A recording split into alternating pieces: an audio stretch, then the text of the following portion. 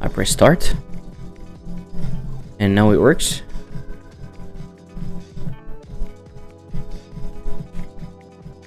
And now it works.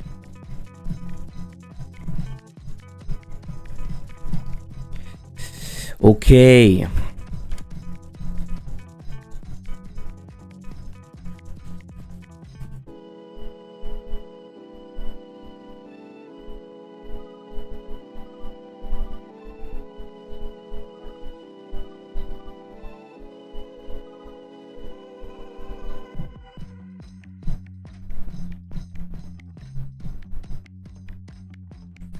Yeah, I think I might do something else. This was an interesting post that I saw on r/gamedev. I kind of felt it like it talked to me. I realized after 1.5 years of development that my game doesn't have a hook and it's not special, and I think this is super interesting. Just wanted to share my experience. Maybe someone will get something out of it. I also want to start a discussion on understanding of hook, since my perception of that word changed recently. My experience. First thing, I thought games art was a hook on its own, but numbers of people told me that while the game looked good, it blends with other games and doesn't look unique. I thought of it as a hook because it's Hotline-like, and the game looks different than other games in the genre. A lot of 2D indie games use a rather simple pixel art, while I have hand-drawn art. Interesting. I think hook is the wrong term in here, but yeah. I think game looking like cute Zelda-like kinda, while being hot-like, actually making it a disservice since players have some expectations regarding visuals. Most of the game is strict top-down like Hotline Miami itself, and mostly have darker neon-ish visuals.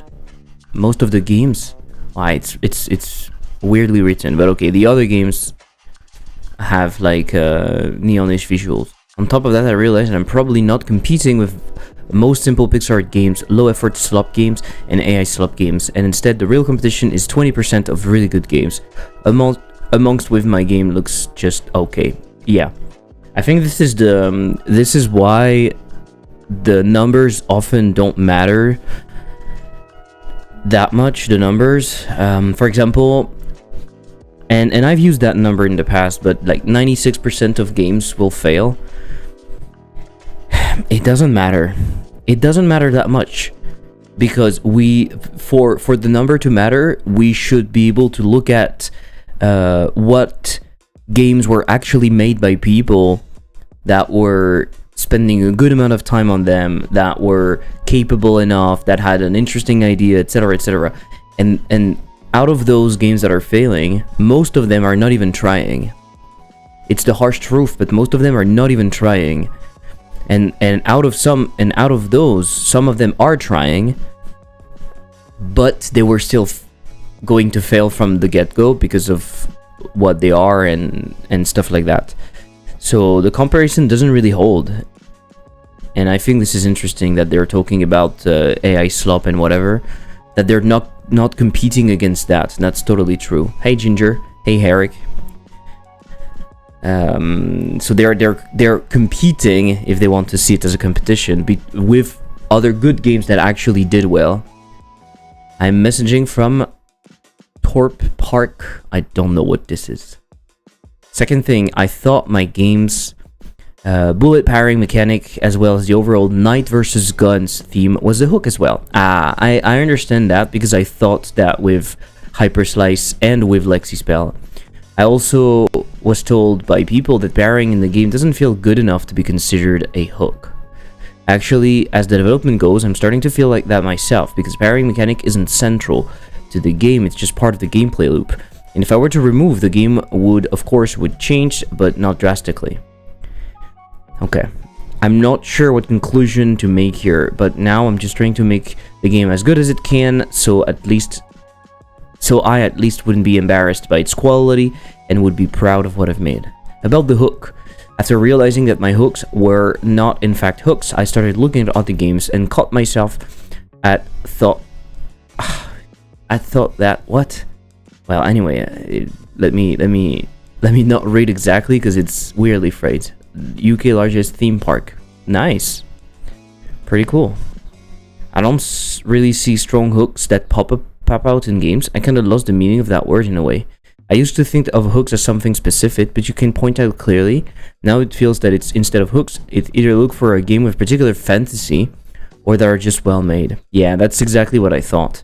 The hook itself is kind of a trap. It's kind of a trap.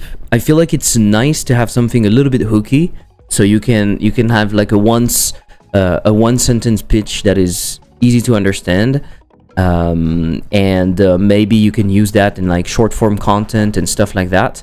But at the same time, the hook kind of builds itself if you have something that is well made or a particular fantasy. Schedule 1 is a particular fantasy. You're running a drug dealing operation. This is a hook, right? It doesn't have to be you're doing a drug dealing operation, but whatever, or you're doing a drug dealing operation, but there are aliens. You see what I mean? Oftentimes we try to go for something that is either a little bit weird or just like a twist in the mechanics, in the things and stuff like that. The twist in the mechanics I think work well for jams, but they don't necessarily hold for full games, because the twists themselves are not enough, especially because sometimes they don't have, like, you cannot really expand on them. Sometimes the sum of the part is better than the hook. Yeah. I used to think of hook as something. I mean, let's take Cult of the Lamb. I think the hook of the game might be described as running a cult. It's a fantasy. It's not a hook though, which is cool. But to me, that's the exact thing. Cult management is not something that attracts me to the game. It's the overall quality of the game and the fantasy, the setting, the art. I think the fantasy is running a cult of cute little thingies that are going to fight. You know, it's the whole package. If you were just running a cult with like stickmans, it would not do well. If you were just doing a game about the sheep, it would not do well. And of course, it's very easy to predict the success after the fact. Let's be frank about that. But what I'm trying to say is, it's the combination of those elements that are creating something that makes people interested. And then on top of that, you need to have something that is actually good, right? But the hook itself, or the fantasy, the way it's presented, is interesting. Agree with the fantasy. Agree that's the fantasy, yeah. Hello Fragment. Hello Smitner. Bonjour and Kia ora everyone. Cult of the Lamb is excellent progression too, which hooks you from the get-go. Yeah, but I think we were talking about... You're right. This is a second type of hook. But I think we were talking about a hook that is even prior to all of that. Something that makes you want to check out a game, even though you don't know what the game is, or even though you didn't try the game yet. But you're right. On top of that, there's the beginning of the game. Like, how does it start, and do you feel like it's going to be interesting or not? Or take Hades 2 for example, or any of Supergiant's games. To me, any specific aspect of the game doesn't pop out in any way that I would buy the game for that one specific thing. I mean, the writing, the characters, the music, the setting, and overall, all of those can be described as hooks. No, those are not hooks. Those are not hooks. The game is just a very high quality roguelike. It's probably not the best top-down roguelike out there, and many people actually don't like Hades because of it's relatively limited compared to what they imagine a roguelike should be. But that doesn't matter. It's the what can we do as an analogy? It's just a really good roguelike, right? It's really good in the sense that it's a very nice package. It's a premium package. You buy it for the premium experience. It's going to look nice, it's going to feel nice, it's going to have a story, it's going to have hot characters, amazing music. You're buying it for the whole package. and it's not doing anything groundbreaking or particularly different. It's not even trying to do like co-op or something like the game that because Hades created a bunch of Hades-like, especially in this specific art style. And there was a game that released a while ago that was basically Hades but co-op. And so that's one way you can hook people or create a fantasy. It's like, oh, you know that really cool game that you like? Okay, it's the same thing, but now it's in co-op. And because Hades is not doing it, you want that. I'm pretty sure, in a way, Celeste but co-op could actually exist. And you could argue that in some ways that's what the Penguin game is. Fred and Bread, or I don't know what, Bread and Fred. That's it. You could argue that it's kind of like that, but not really. Not really, because this is more of a rage game. But I could imagine a Celeste game where you're playing in co-op. That could, why not, right? And it would be a big enough differentiation that people could be like, oh my god, I loved Celeste. If it's the same but I can play with someone else, I love it, right? It's one way to differentiate yourself, which is you make something and you add something that is missing. What is this? I don't care. We're not seeing anything. But this is closer to a rage game, so it's not exactly that, but you get the point, right? I wonder if beautiful graphics or effects like you do is no longer a hook. It's not a hook. Beautiful effects and stuff are not a hook at all. People don't care. People don't care, especially if they don't understand what the game is. It only works. It somewhat works if your game is really outstanding visually. If you have an outstanding visual game, like maybe Ori, maybe Hades in a way, stuff like that, where the visuals are so strong that it will attract some people, and then they will want to know what the game is. Otherwise, it's not enough, and we are not at that level. For most people, even a game that is incredibly juicy is not going to be a factor. The juice, I would argue, I realize this more and more. I realize that people don't care that much about juice. Juice is kind of like it's kind of like designed for designers, you know. A designer will notice the small things and the way things are arranged and the colors and the fabric and whatever. Normal people, they don't fucking care. They buy the thing that is the cheapest, and their home looks like shit. And it's fine. And it is fine. So we have to be careful about not spending too much effort into things that are not important. And there are plenty of examples out there. Schedule 1 is again another example. You could argue that it's in a genre that doesn't require the amount of polish that is expected in other games, and maybe it's the case. I don't know, but I don't particularly think that, for example, if you were to make Schedule 1 but very good looking, I think it wouldn't do anything. It wouldn't bring anything to the table. I don't think people would care, right? Because they're not interested in that.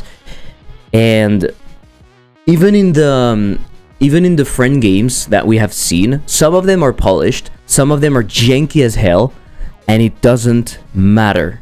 I think it matters in some genres, but not everywhere, and most of the time it doesn't matter. This is why you see so many good-looking games, especially from students. If you look at it, you will see a pattern. I don't have the data, so I'm saying that, but unfortunately I can't really prove it to you. But if you look at games from students, some of them are probably doing well, right? Symphonia did pretty well, and it's a student project, and I think it did pretty well at the end. And it's a really good looking game, right? It's beautiful. It's the kind of art that is on another level. If you compare that to a Hollow Knight or a Silk Song, it's so fucking so fucking better, so much fucking better, at least to my eyes. But it didn't do the numbers of the other games, right? And it's a really good platformer and Metroidvania. It's really good, but I don't know. For plenty of reasons, it doesn't matter that much. What I wanted to say is, some student games will be like that, will be incredibly beautiful, but maybe they don't have anything else. They're not particularly interesting. They don't have a very cool idea, fantasy, or whatever. So they're just beautiful games, and they don't do super well. And I've seen that happen a bunch of times. So I think it can't save you. Again, maybe with some genres, it can save you in the sense that the whole genre is going to be about having something beautiful, but it's never enough. And it can actually be a huge problem, because you can fall into a trap where you spend a ton of time and effort in making a game that looks incredible, and instead of making an actual good game. It's actually good news for us non-artists. Yes, I think it is. I think some of the successes that we've seen with indie games in the last years are showing you that it's definitely possible to make it without games that look incredibly good. That being said, it still needs to be coherent. It still needs to work, right? And be a package. And sometimes what you don't realize is that things look bad on purpose, and making things look bad on purpose is actually a skill that is much harder than just kit bashing a bunch of stuff and putting different fonts and different sizes of pixels. There's a difference between something that is ugly because it's ugly because you lack the skills, and something that is ugly because it's a statement. It's the style that you want, right? So it's still interesting as a developer to learn more about the art side. I think the worst thing you can do as an indie dev is categorize things and put yourself into a box and never move out of that box. If you're always saying I'm a bad artist, well, you're never going to progress, and then what? You're just going to stay a dev. So it's interesting, in my opinion, to try to get better at different things, with, of course, the idea that you're probably not going to be a master, you're not going to be an incredibly talented musician or artist, and it's fine. But still, you can work towards better skills, better understanding of what works and what doesn't, etc., etc. The people that worked on such nice-looking game must feel terrible. Yeah, and at the same time, I think some people are probably telling them, right? It's also the trap of student games. Student games, again, I'm putting that out of my ass, so take what I say with a grain of salt. But student games sometimes fail because, not because they're made by students, but because they're made by multiple people. You start, and your first project, the first commercial project that you try to make, is with a team of 3 or 4 people. To me, this is nuts, because immediately the scope is going to explode. You have a dedicated artist, or maybe 2 dedicated artists. Can you believe that? Can you imagine? You have a full-time musician, you have a full-time artist, and maybe you have 2 devs, or you have one person doing game design and the other one doing devs. The scope inevitably is going to be incredibly huge.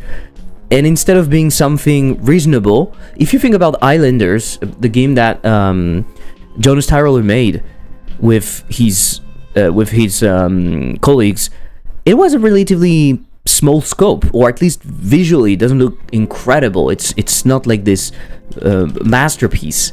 And I'm not saying it's why it succeeded, because of course that's not how it works, but at least they made something relatively simple, right? So I don't remember how long it took them, but I don't think they spent 3 years making that, right?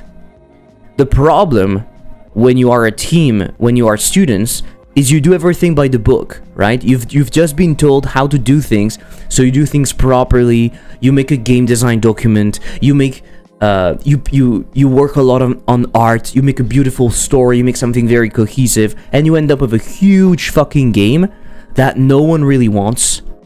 That is a piece of art. It's beautiful and it's incredibly cool, but it's supposed to be a game and no one wants to play your game. I think it's something we see a lot happening, or we don't even see it. Realistically, sometimes we don't even see it because those games simply don't do well, so we don't talk about them. Again, Symphonia is a bad example because it did pretty well, I think, but we don't have all of the numbers. Actually, we don't have all of the numbers, so it is totally possible that this game made good numbers, but not enough for the amount of people that were working on it. Okay, again, I don't have the numbers, but estimated revenue 100K on Steam, so it released on consoles and everything, so how does that work? Who made it? I think there was a publisher behind, so there was probably a lot of money that was put up front to finish this game.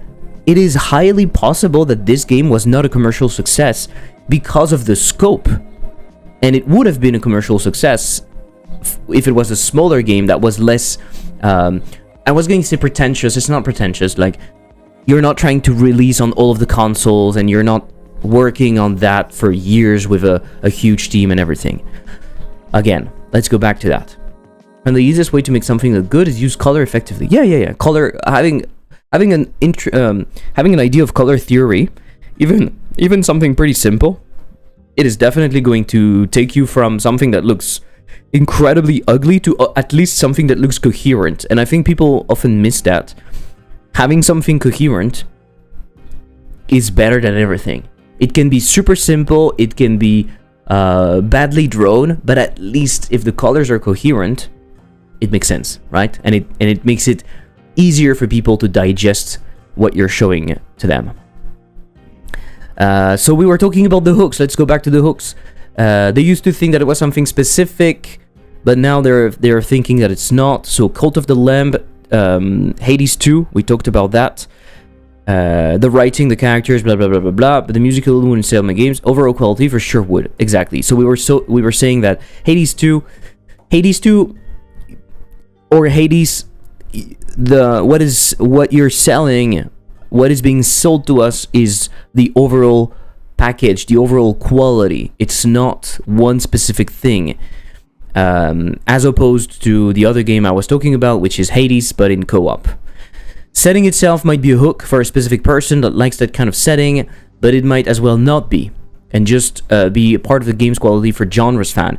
It's a bit unfair comparison, but for example, Enter the Gungeon offers an interesting setting, but I don't think it's interesting to hook the player on its own. Enter the Gungeon, I really don't think it's the setting that is making it interesting for people. Also, you have to remember that it was made 10 years ago. It was made 10 years ago, so it's difficult to judge, because maybe 10 years ago, indie games were not as popular as today, and since then, we have seen so many top-down shooters, right? Probably some of them inspired by Enter the Gungeon and other games, but we have seen so many games like that. So it's difficult. Is like put yourself in someone that arrives today and sees a game like that, okay? They see that. It's the first time they're seeing this game. Do you think that there is anything that really pushes them to think that this is the game? Honestly, I'm not sure. You look at it and it looks great, and there's a bunch of stuff, but it's another top-down pixel art game. So at the time, maybe it was not, and maybe it was able to stand out. And today, would that stand out? I'm not sure. I don't think there is anything particularly crazy that would make you think, oh wow, cool game, I want to learn more about it, right? So maybe today, to make something like that, you would have to have a different fantasy, an actual very specific fantasy, or maybe a very interesting twist, maybe a combination of all of that. Maybe it's just dead and you can't do another top-down shooter, a top-down bullet hell dungeon crawler, whatever it is. I don't know.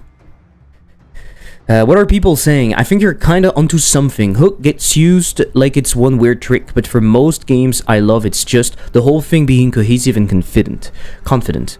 Cult of the Lamb's hook only works because the art plus tone plus loop all points in the same direction. This is interesting, right? This is kind of what we were saying. The fantasy is coherent, and so you're like, oh, that looks interesting. Hello, good to know. Hello, Seto. For your game, the visual mismatch you described is probably the big issue, but not the parry being central. Cute Zelda-ish look on a hotline like sets the wrong expectation because before anyone presses a button. Leaning the art darker, weirder might do more than everything. A new mechanic at 1.5 years in. Yes. Yes. Can we see their game, actually? Is there any way they show their game? I don't think so.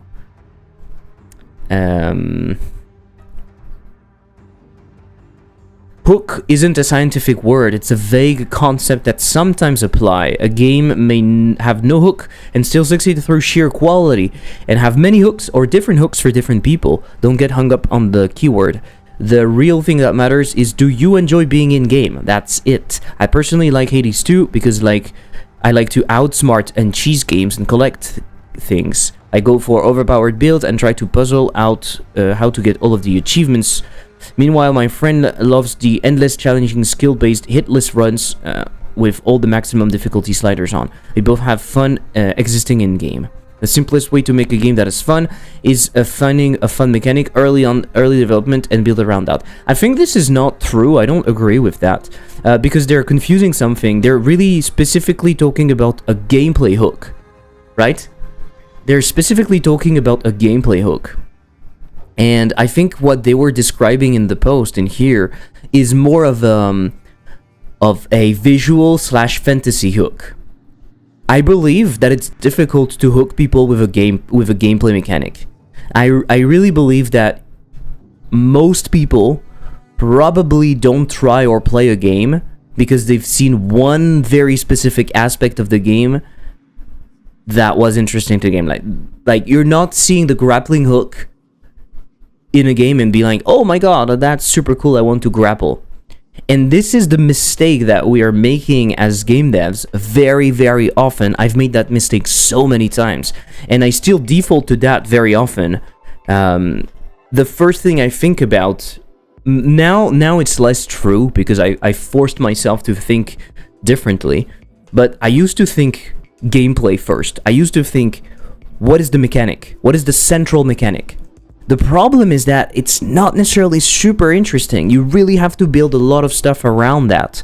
And at the end of the day, sometimes your mechanic doesn't really change anything, right?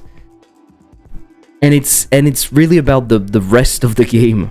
So I kind of disagree in here. The idea that you just have to make a fun game, I think it is very, very unfair.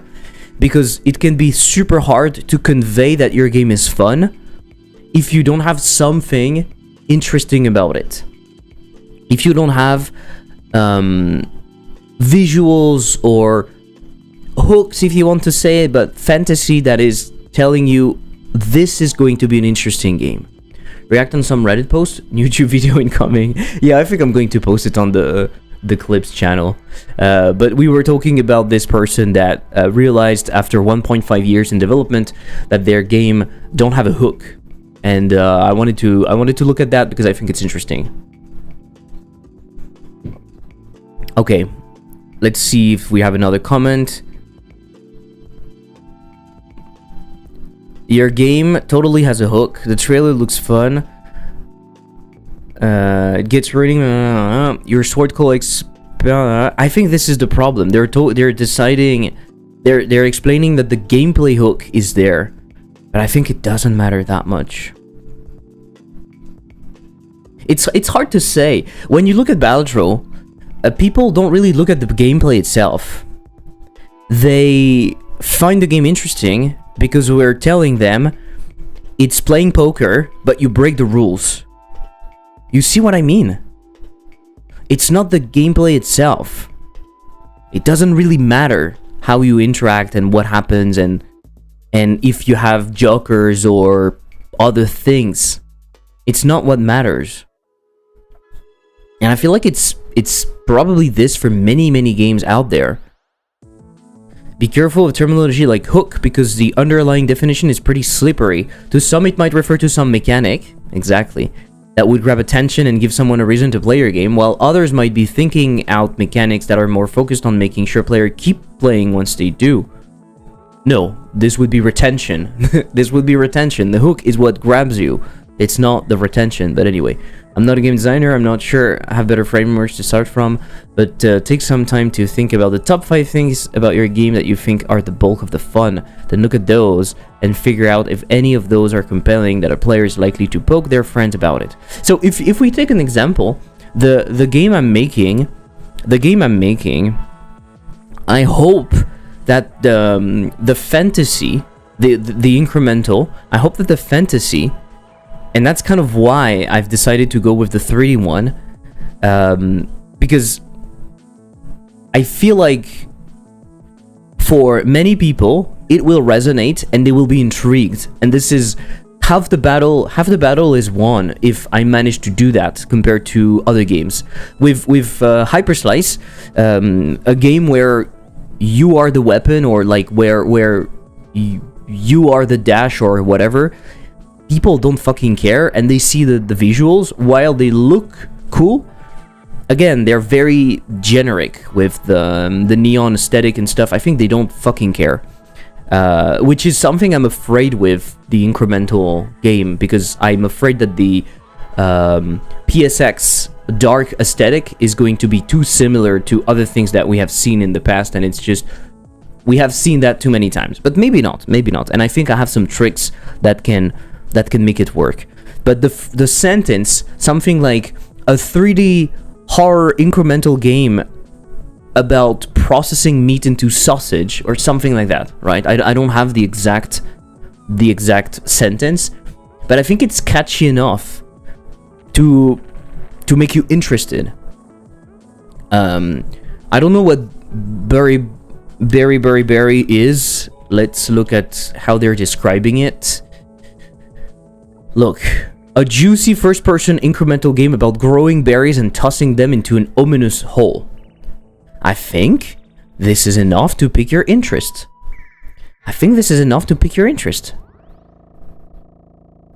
You see what I mean? It's just, it's relatively simple. And the first-person part is new enough. It's telling that it's an incremental, and you're growing berries to put them into an ominous hole? What the fuck? I think this is something that people will be interested about. Right?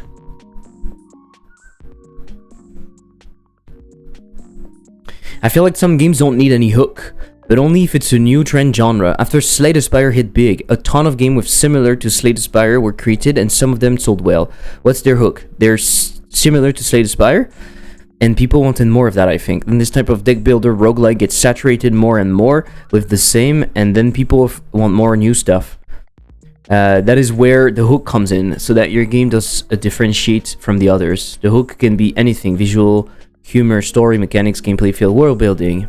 I think Vampire Survivors is a good example as well. And then came Megabonk. The hook, Vampire Survivors in 3D. Yeah. Is it just a hook though?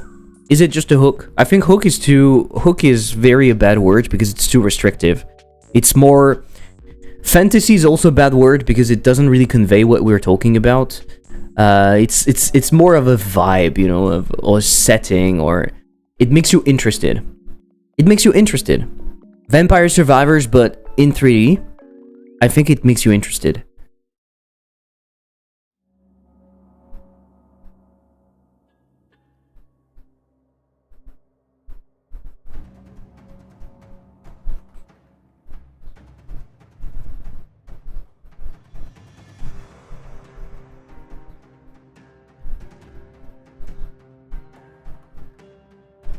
Go fast and parry bullets. I have to beat the level fast. Castle Crusher vibes. I'm hooked. I don't play a lot of games like these, but I wishlisted after seeing the video on your page. I think you may just having some self-doubt, which is natural. Okay, let's take a look at the game, right? Shall we? Let's take a look at the game. Can I see the thing, because maybe it's the game. Okay. Reddit always being very, very good with their fucking video player. Okay. Okay, honestly, it looks cool.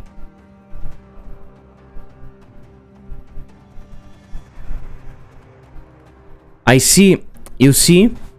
This is kind of the problem, maybe. I can see that they tried to do a hook. Do you see what I mean? What do you see here? You see a chicken in an armor with a gun. Do you see what I mean? It sounds like, okay, I want to make a specific game with a specific mechanic, and now I will swap parts of the character, action and enemies to see what sounds hooky. And honestly, sometimes it's just what you need to do to make your game stand out a bit more. It's you replace something by something a little bit more interesting, and now all of a sudden you're playing a game with a gun, but it's a squirrel holding the gun. Right? We have seen that so many times. The game recently that came out with the bean, Killer Bean or something, it was just that. It's just another third-person shooter, but it's a fucking bean. And sometimes it's enough. It's enough because it triggers something, right? First of all, it makes you look at it because it's different, and then it allows the developer to build upon that and create other things and be like, oh yeah, okay, I'm going to go crazy and I'm going to do this and that. So that is pretty cool. Maybe the feeling that I'm getting in here is that the game is actually just a, like, let's say medieval, because I'm not sure what the setting is. Okay, it's a medieval theme with chicken.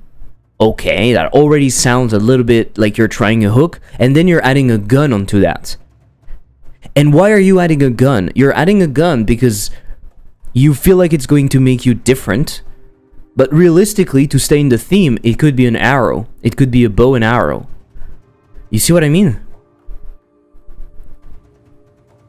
And so maybe you don't see why this is interesting compared to Hotline Miami.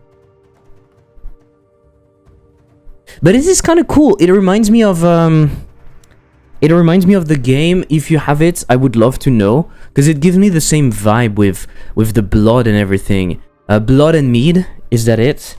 From the YouTuber Blood and Mead. Yeah, this is it. Ironic moronic. Killer Bean was a pre-existing meme though. Okay. I was not aware of that. Yeah, but still, you understand why. It's something that sounds interesting. So this game, for example, right? I'm getting similar vibes. I don't know if this game is doing well or not, but what I can say is that they really turned the gore part to 100. And so this could have a nice little... This could actually have a nice little contrast between the actual character or the enemies that look almost cute and the environment is cute, and then everything is very gory because there's a ton of blood and you decapitate things and stuff. I can see it working, honestly. Right? It's maybe it's just not tuned well enough. Maybe they're not going in the right path, and they're being too shy about what the game is. So maybe they need to go crazier. Like, you kill an enemy, their head will roll on the floor, or you can grab their head and use it against other enemies. Like, you really go crazy with the contrast between the cute cartoony aesthetic and the blood everywhere. And maybe your character is something weird. Maybe your character is a headless chicken that is running around at full speed because they just lost their head and they need to right? You give a reason why they need to go fast between all the levels. They want to have their revenge, and their head has been cut off, and so they need to go through the levels really quickly. And maybe that's a hook that makes actually more sense than just being, I'm a chicken fighting with guns. I don't know. But it reminded me of that. Basically, at some point, the developer was talking that they were just turning the bloody aspect to 1000, and it was working much better. It felt much better because instead of being just another 2D action game, it was really focused on that. Look at that. Look at all of the blood and stuff. Why not? I don't know if it's working for them. 2,000 followers, it is working for them, so you see. And I think the problem with Parry the Bullet, this is generic. This looks like Castle Crasher, the kind of Newgrounds Flash style, a little bit dated in a way. True. I can see that. But at the same time, I feel like there's a lot of people that would be nostalgic for a game like that. And honestly, when I see the game, I think I could enjoy it. But I would not click on this. And kill fast, die fast, parry, slash, and shoot your way through an army of gunslinger knights in this fast-paced top-down action. This is generic as fuck. There is no hook in here, in my opinion. Because they were talking about a hook, right? They were saying that their game has no hook. And I kind of agree.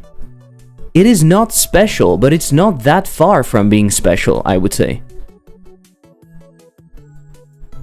It's not that far from being special. I don't know if it could save it, but honestly, I'm imagining a stupid capsule art with a chicken that has lost his head, and bullets coming out of everywhere. And the bullets, you make them interesting. You don't just make them like that, right? You have a sense of speed, and they go everywhere, and the thing looks crazy. Maybe that would work better.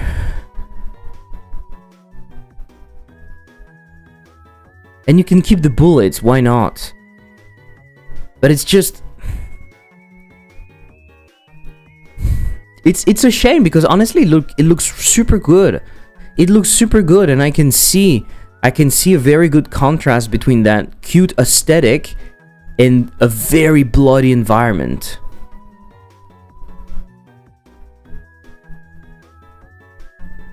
Yeah. There's a playtest. Okay. I want to try the playtest. It looks cool, honestly. This is the gun game, I mean. Yeah, I think you're on the money with the headless chicken. Yeah, I think it gives you something different enough. Also something stupid, but when you will see the thing with the headless chicken is when you will see GIFs of the game online, or when you will see videos, and then you will try to find the game, you will remember. You will be like, oh yeah, it's this game about the headless chicken running around killing everyone. You know? Otherwise, what is this? Oh yeah, it's the game about the chicken running around parrying bullets. I mean, yeah, okay, but I don't know. I think they are not far. And maybe we have to be careful about one thing.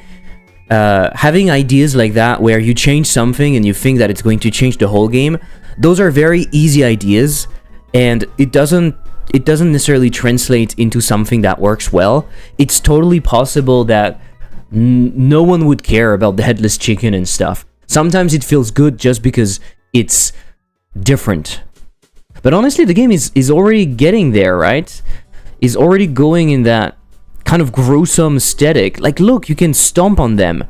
But maybe you can stomp on them multiple times. Maybe it's small things like that. You really put an emphasis on creating a lot of destruction. It's not just about going fast, it's also about like destructing stuff and being a fucking crazy killer, and so you stomp on them multiple times to up your bonus or something, or to get your blood meter, up, and then when you have your blood meter up, you go into frenzy or something. I don't know. But honestly, it looks cool. It looks really cool, and I would argue that compared to Miami stuff. What is the name of Miami? The shooter. Fuck. What is the name? They talked about it in here. Hotline Miami. Right? Hotline Miami. I don't like Hotline Miami. That might be a hot take. But I think I bought Hotline Miami. I've never played it, and I would be more tempted to play that because it looks cooler, and I kind of want to be in that world because it looks nice compared to this. I'm not a huge fan of that. Maybe it was cool at the time, and maybe it still is cool. I don't know, but it doesn't attract me that much. So I think this one just needs a little bit less genericness. It needs a little bit less genericness, and that could work. And maybe you don't fight other chickens, right? Maybe you don't fight other chickens. Maybe you fight like big pigs that are like disgusting or something. You go a little bit further into the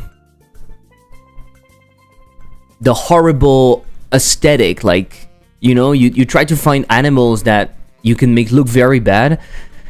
That way there's a very clear distinction between what's happening and you, or those are butchers, right? Those are humans and they're butchers and they're trying to get you and you're trying to escape. Maybe it makes it feel less generic. But always, I think it's cool. I think the gameplay is there, and at least it looks like the gameplay is there. It looks like it's fun and that the gameplay is there. So maybe it just needs some things to make people click a bit more. Other farms animals, yeah. It needs to be a bit more edgy. The blood and the cute orbs don't mix for me. Yeah. A bit more edgy, yeah. I think I agree.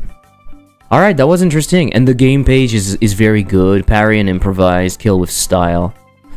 Become faster. Yeah, it's pretty cool. Like, I want to finish on something else. Sometimes, I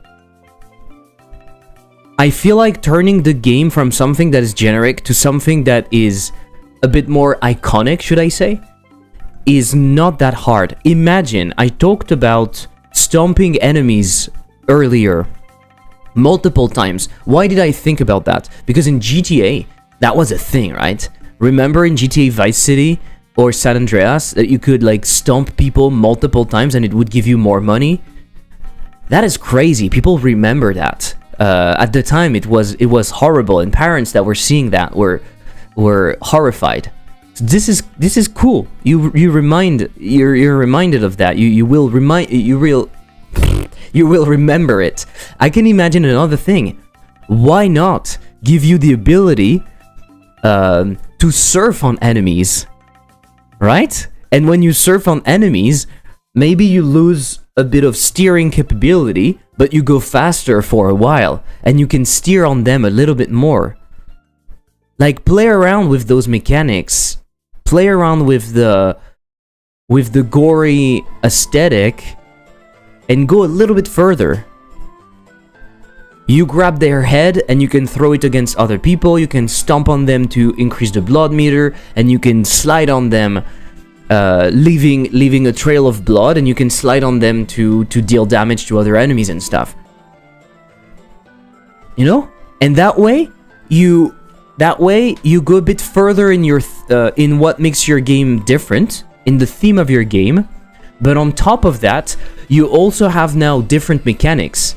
Instead of being just a generic Hotline Miami clone, you now have your own unique mechanics.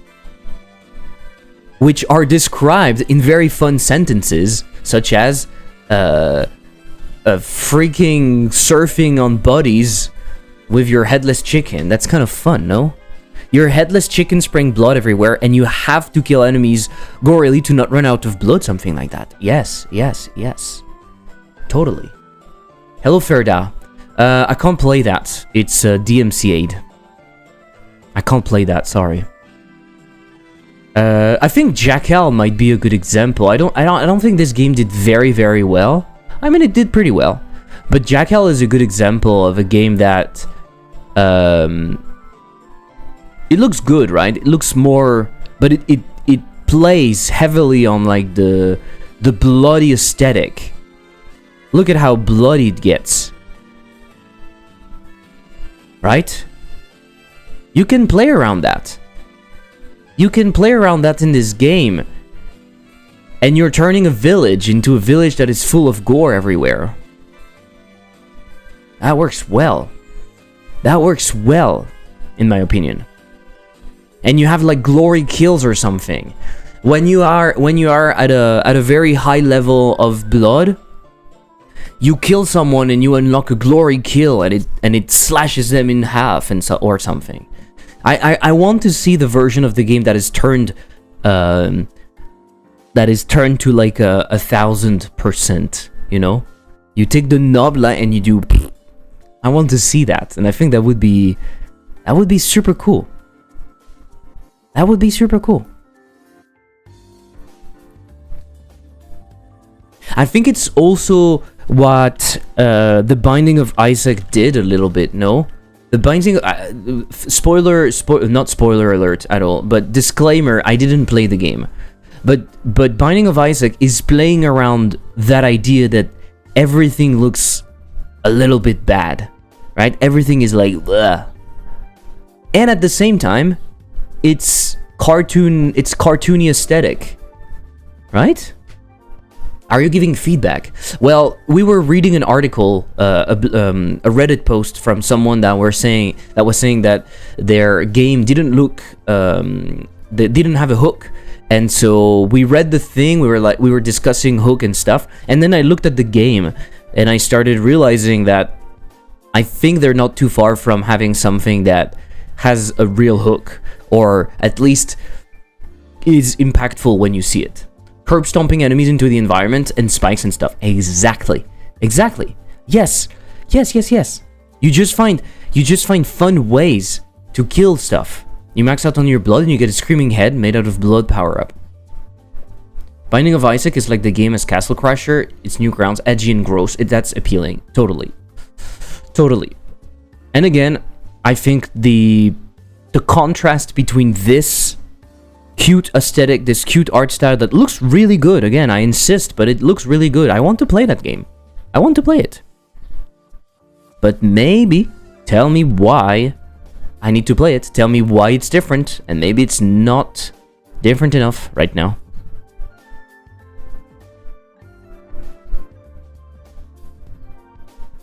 Inspired by Hotline Miami, Katana Zero, Ghost Runners, and I Am Your Beast.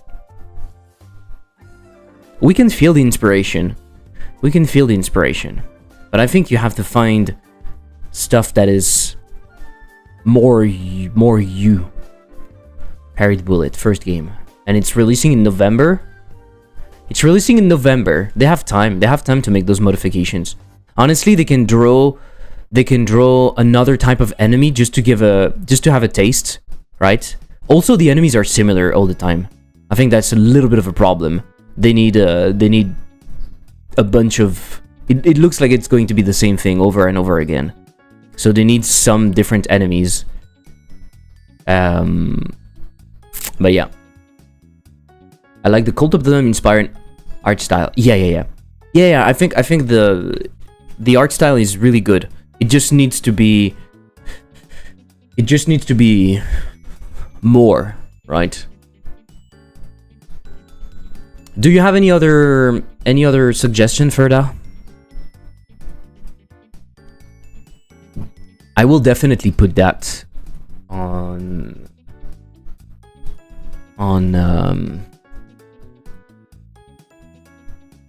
on YouTube.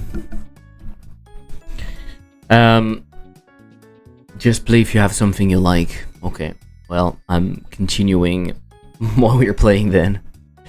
But I can reward. I can give it back to you, I think. Reject. And we did that. I think I don't feel like doing the incremental today. I don't feel like doing the incremental today. But am I really starting something else? That's kind of a problem, no?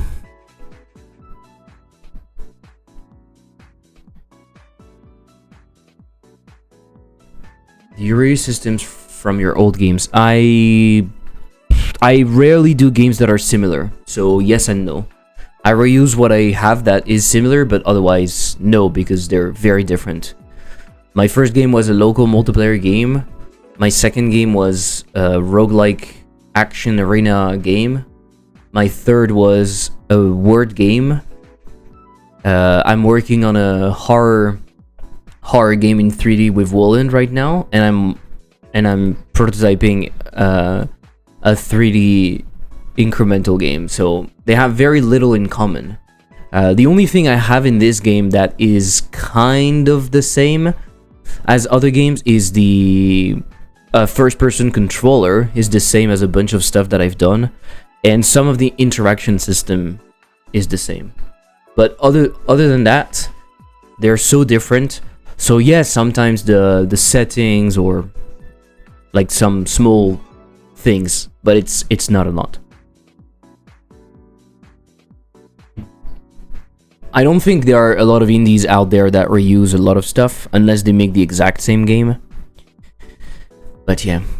So what is happening is I'm supposed to work on the tree. I really don't want to.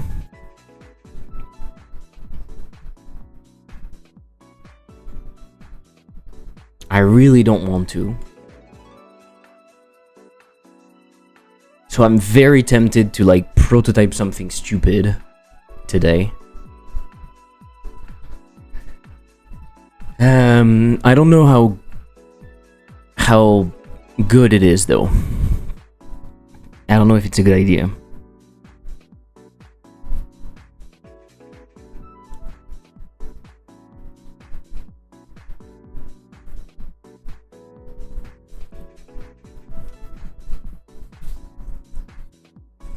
But the prototype I want to do, it's not even that I want to do it, it's just that I've had this idea of like doing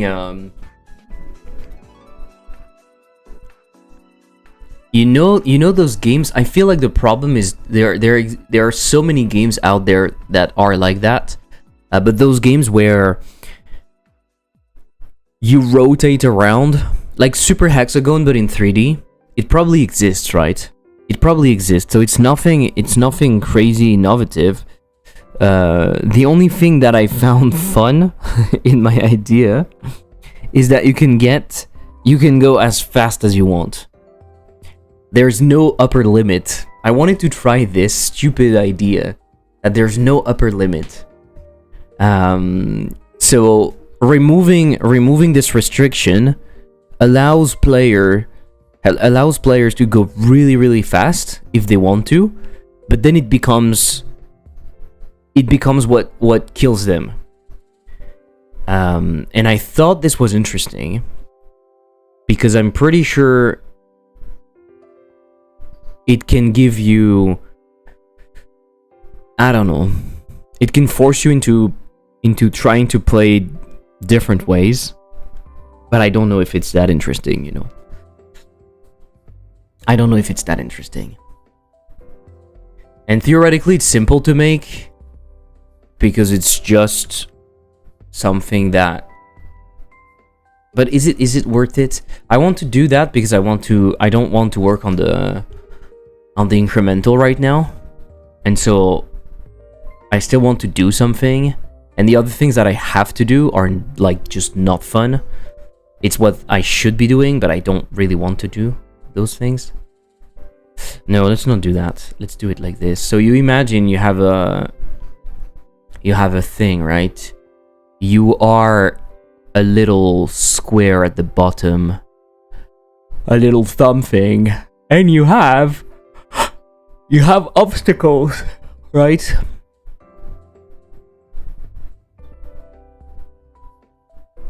You have obstacles, and in the distance you have other obstacles that are coming towards you.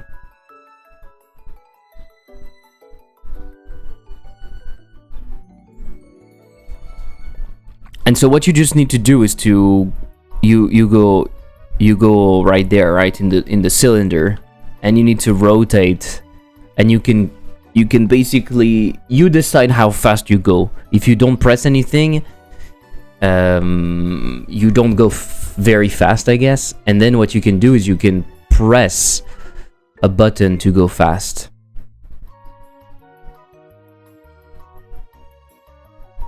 Or we could make it even simpler, and we could say when you don't press a button, you accelerate infinitely. And whenever you go left or right, it slows you down. That way, you have to have this trade-off between letting go to go fast. Maybe it's a bad idea to do this. Maybe it's a bad idea. I don't know. But, yeah, I'm tempted to do that. But why? Right? Why would I do that?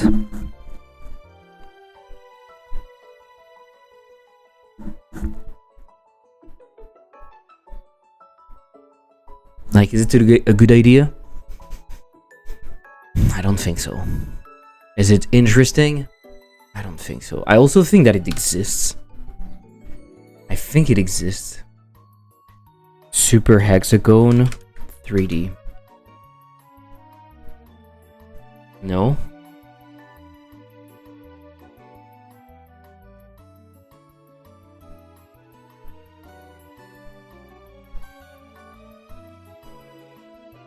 Not 3DS. 3D.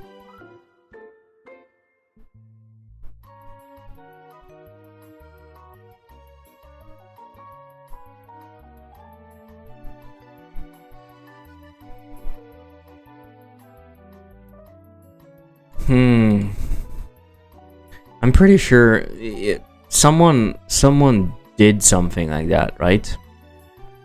It has to exist. It has to exist.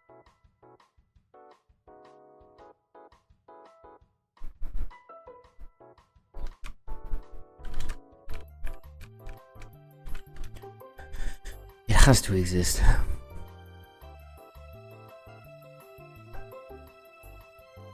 "14 years ago, Space Tube." Of course it exists. Hi, welcome to WPX Box Windows Phone. Oh my god. It looks bad. Space Tube for you. Music, Look at that. listen to it. It will be fun when you play with it. So I just put it down a bit. Let me see. Okay. Okay. So this is like you fly through an endless tube, and it's like you need to be saving your spaceship from the blocks that come in between. So there's a free version. Go to play. Ouch, ouch. So you need to save yourself from the blocks, and you got that speeds.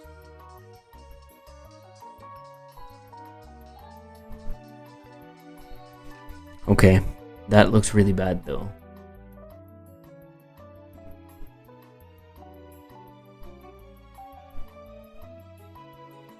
It has to exist, right?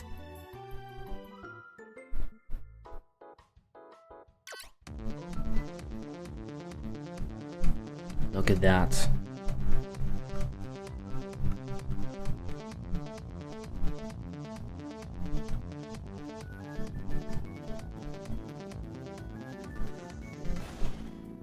It's so fucking slow. The steering is so slow.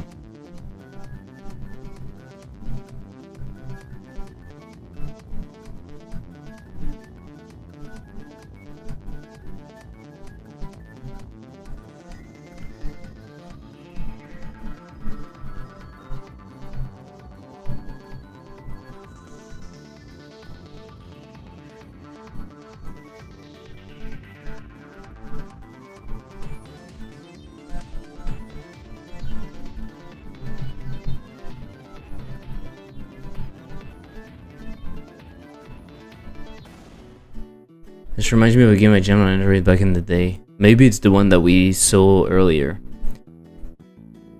I'm very surprised that I don't see...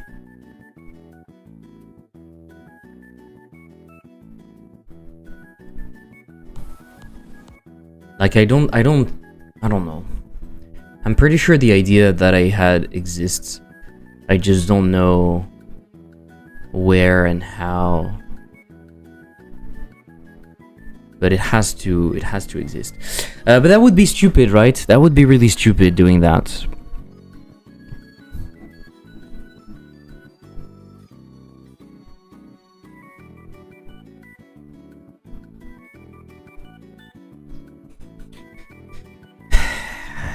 The thing why I wanted to not work on the incremental is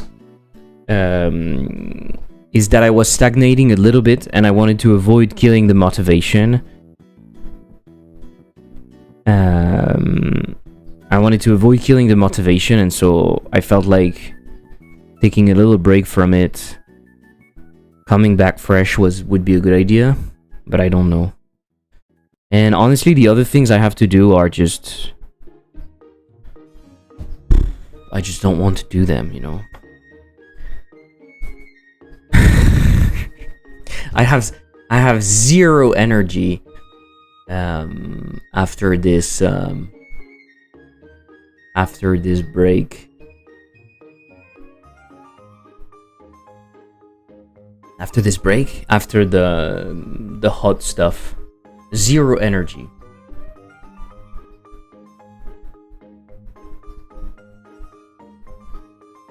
Incremental jam next week for 2 weeks for Intel. Oh my god. Really? I don't think I want to participate in a jam where all of the games are incremental though. I don't know if that would really bring anything valuable to the table.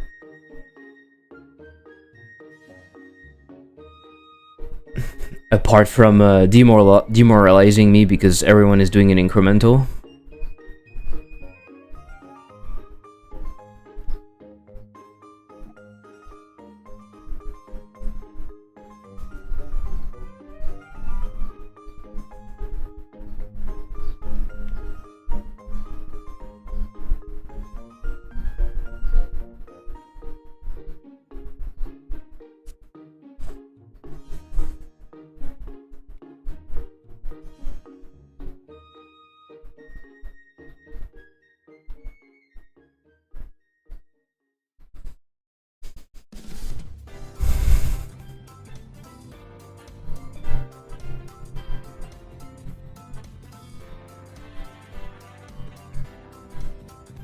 There is nobody in the jam, by the way. 50 people so far. I think I may push a bit the prototype, cleaning it or so. It's like 1 hour or 2 a day.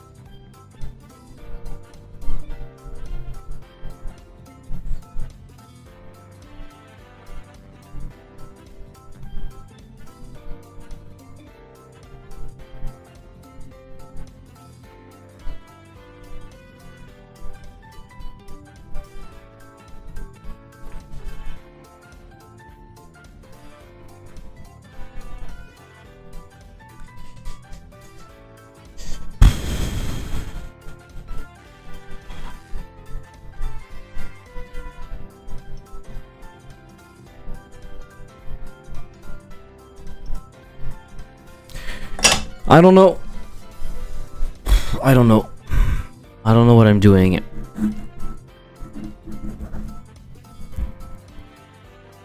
It's not just that I don't have energy, I'm also like I don't know. The motivation is the wrong word. I kind of feel empty. I kind of feel empty, you know, in a way. feel like I'm going nowhere. Whoops. I feel like I'm going nowhere, and the more I feel like I'm going nowhere, the more I feel bad, because I could be doing stuff that would be productive, but at the same time I'm unable to. It's a vicious cycle. Walking treadmill time. No, it's too hot. I wouldn't do it. I wouldn't. You wouldn't download a car.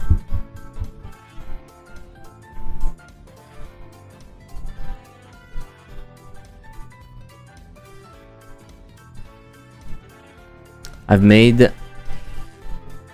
my grief on this feeling a long time ago. I got one. You planted the seed. What? You got what? Sorry, I'm confused. Ah, and the fan is on my head. It destroys my eyes. The seed of the walking treadmill. Sorry, lol. Oh, okay. Oh, you got one. Okay. Nice. Are you using it? I should use it more, but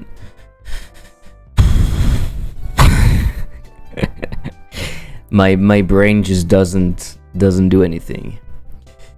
I made my grief on this feeling a long time ago. Yeah, but I can't because I feel like that all the time. It's either I'm overproductive or I'm not doing anything. There's no in between. And when I'm overproductive, it doesn't feel good because I forget to live. And when I'm not, it doesn't feel good because I also forget to live, but in different ways. Most days, but I need to automate a kind of system and my computers force me to do. Yeah, at some point I wanted to make a small app to gamify it a little bit. Like I can define what are my goals, like how much time do I want to do it, and then it reminds me, hey, it's been I don't know. That way I can feel progress, because it's too easy to not do it, to just forget. Like, it has been on the side of my desk for weeks now, and I don't know the last time I used it, but also with the heat it was unbearable.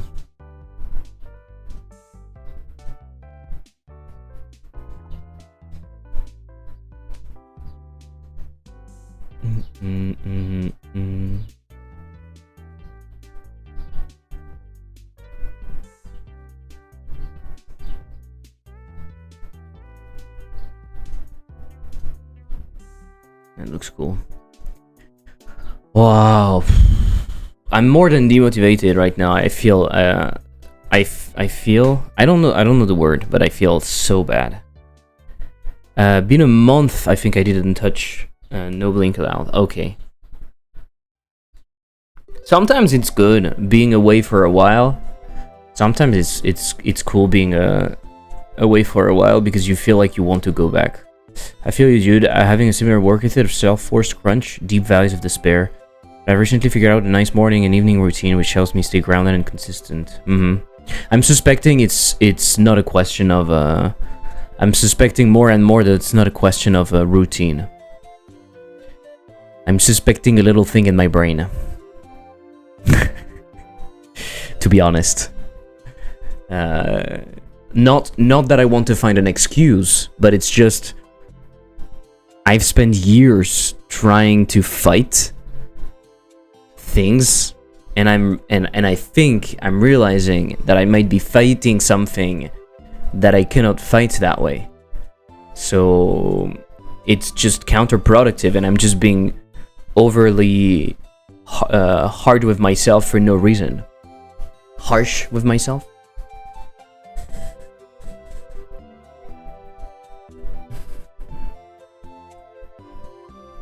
I had a routine too, but when I go in lazy mode, even the routine is shut down. So I used to think that I was lazy, and now I'm thinking I've been thinking about ADHD for a while. But for the longest time I really didn't think it would apply to me for various reasons. And since I've started looking into it a little bit deeper, I'm realizing that maybe Like, weirdly enough, I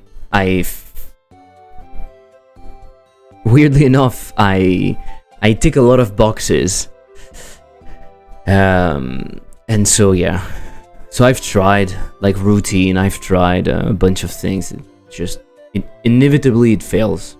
I learned I had ADHD 30 now. I just have modulated my habits to fit around my strengths and weaknesses.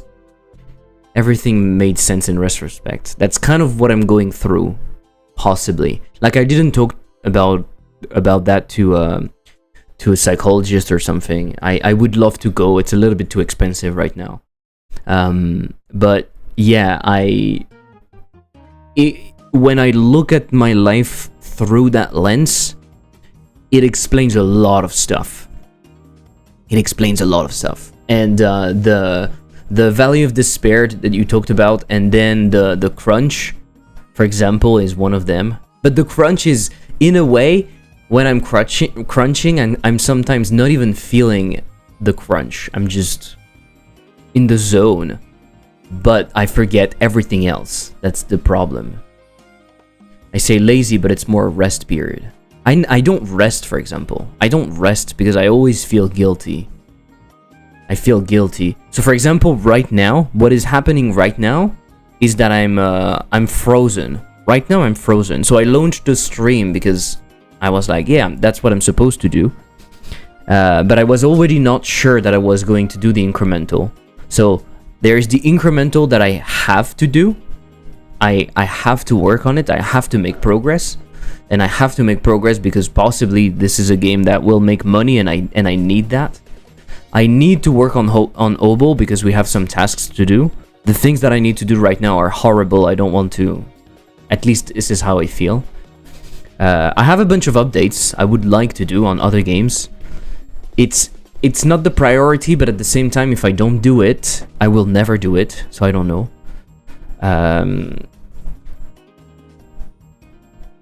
I'd love to make a video. Yeah, I'm just in between all of those things. Usually what happens is it's hard to describe, but if you know, you know. But I end up just freezing. And there's no amount of oh, just pick one. Just pick one, just start with something, or just take whatever. It somehow it doesn't work. You know? It's that it's like this executive dysfunction. You're like unable to do stuff.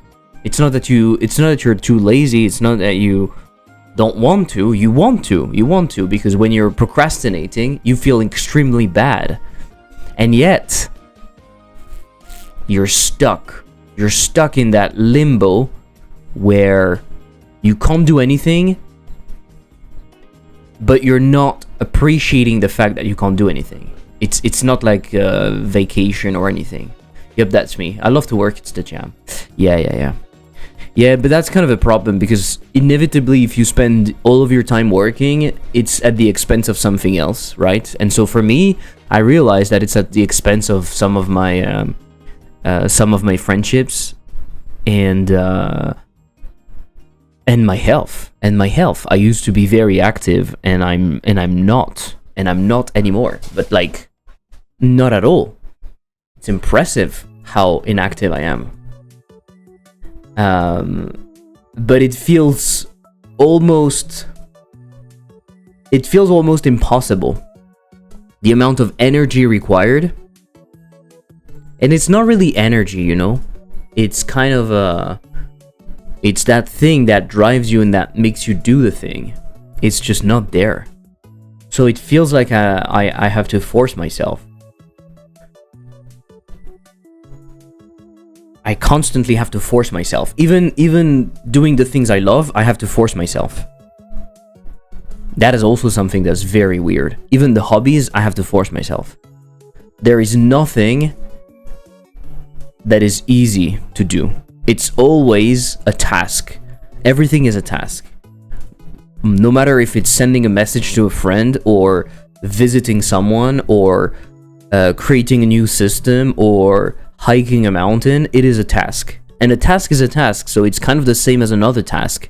Even if one of them takes 3 days and the other one takes 5 minutes, it's the same. I think I've just accepted this mode on my side. I don't feel guilty anymore. Well, I would love to, but so far I didn't manage, and also I can't really afford it. I can't really afford it. Hey, Seshumara. So I don't know. I don't know.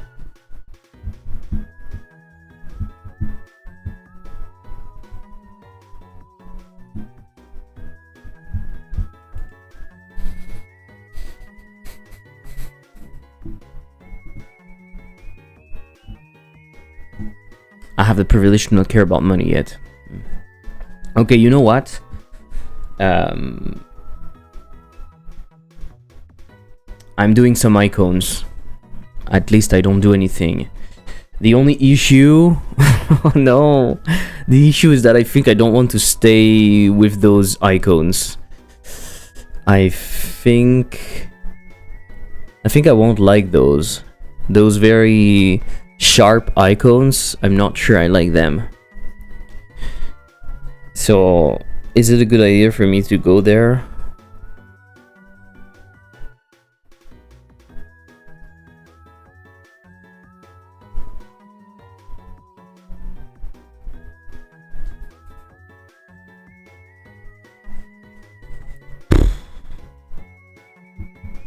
I have no idea.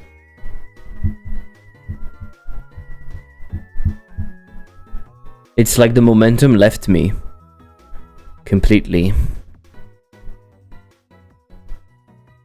Isn't that crazy? I would pay. I would pay to have like consistent, not energy, but energy also in a way. Consistent like throughput. I would pay so much for that.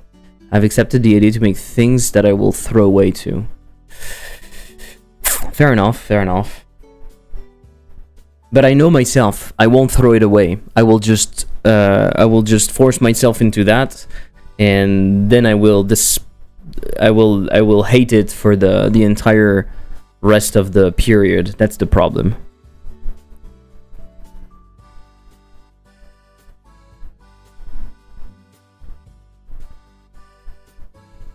Hey Sishmara. That's the problem.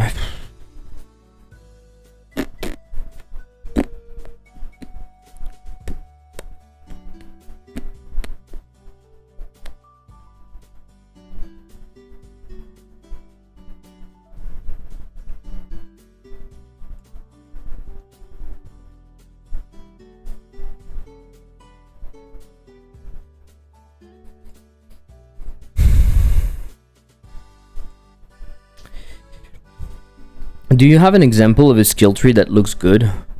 The icons looks good. Because I'd have to define what kind of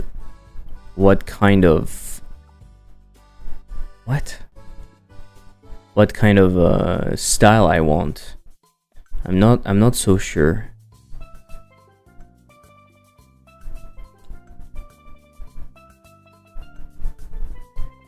Infinite skill tree? What the fuck?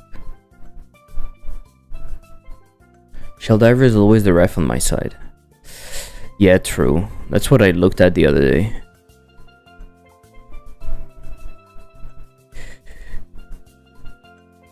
Should I open it up? But it's 2D pixel. Yeah, but that doesn't matter. That doesn't matter. That doesn't matter. You can... all sorts of trainers exist, from mental to physical. Sorry, what?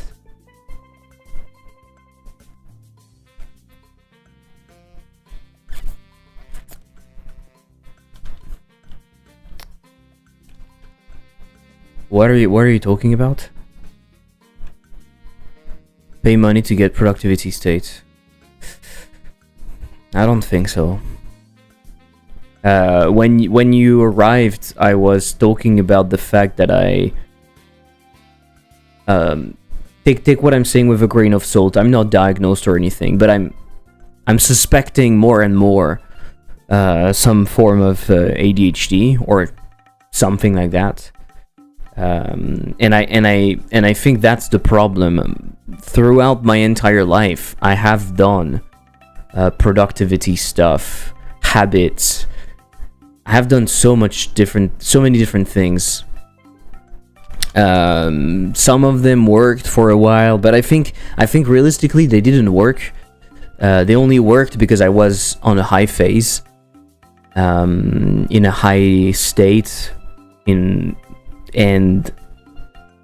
then inevitably I fell out of it. But those were like, I don't know. I don't have the words to describe it, but it was not really, it was not the trigger, you know. It was something that was working, but it was not the thing triggering the productivity. The productivity was there because I was in a phase where I was being productive, no matter what I was doing.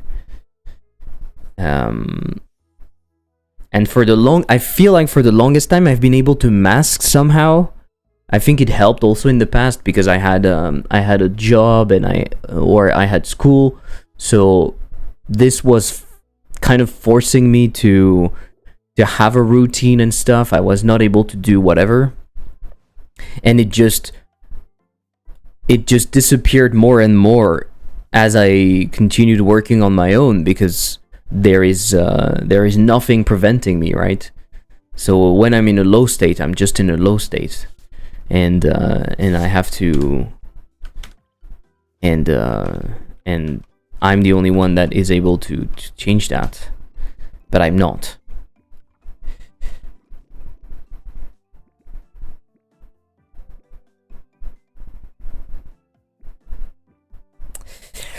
Okay, so what do we have? Scrap gatherer.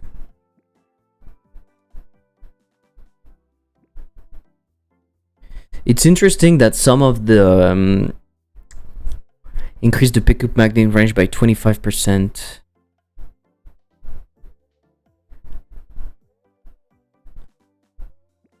I don't really understand.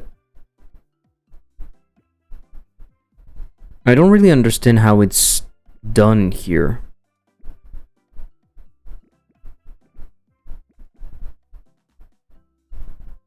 Hammock repair.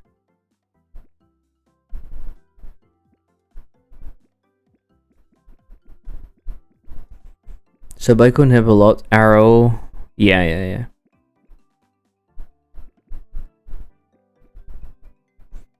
Yeah, when you increase something, you just do plus. When you have extra things, you put arrows. The arrow color is also like kind of the difference.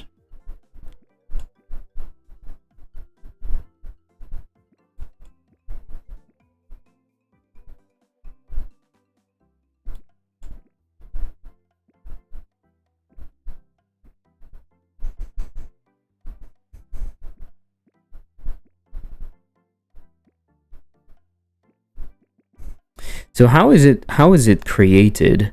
You have kind of logics, right? You have the plasma damage, then the plasma stuff, and then you have the plasma stuff again later on.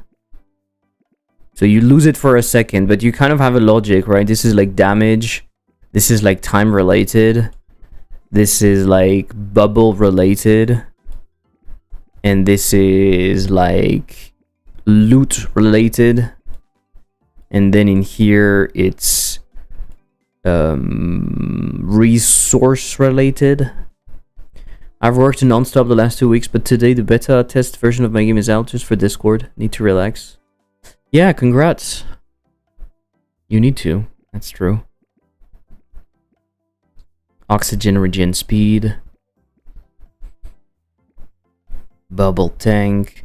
I think also going with icons that are colored helps a lot.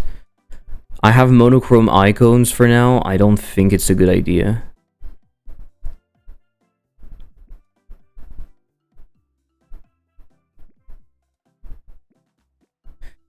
Okay. This is interesting. They created a language. They really created a language, right? You have the plus when you increase something. You have the plus. Well, it's a little bit weird because sometimes the plus is on the right, sometimes the plus is on the bottom, sometimes the plus is on... It doesn't really make sense in here, but okay. But it's usually relatively similar. Then when you increase something, you have the arrows. When you increase something a lot, the arrows are doubled or have another color. Right? Then some of them are even like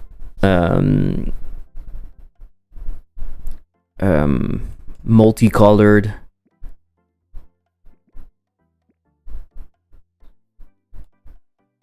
Okay. Increase your laser range. Increase your laser range. Hello, Mike. I've started with gray ones. Color helps a lot to recognize without looking. Yeah.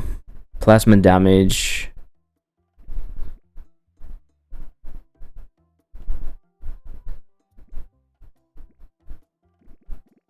What is that doing? Wow. Ooh, I had no idea this was... Shit. It shows you what is accessible with what. Let's fucking go.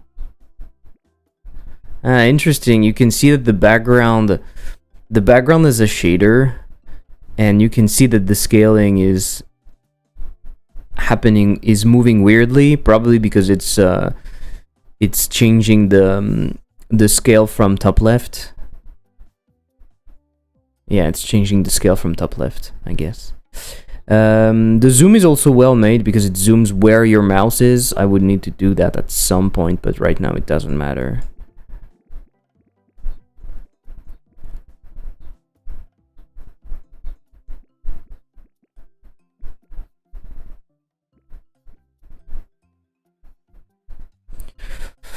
It's interesting that some of them are marked, right? It could be cool to mark some of them as like special. When you unlock something, a new mechanic or something, it's like special compared to the rest. If you have many different resources, you can also put the icon of the resource on the upgrade done in Astro.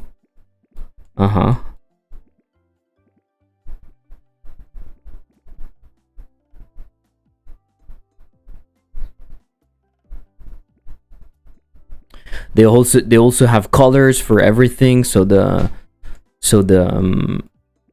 thing reads very well. It's really well made. It's really well made.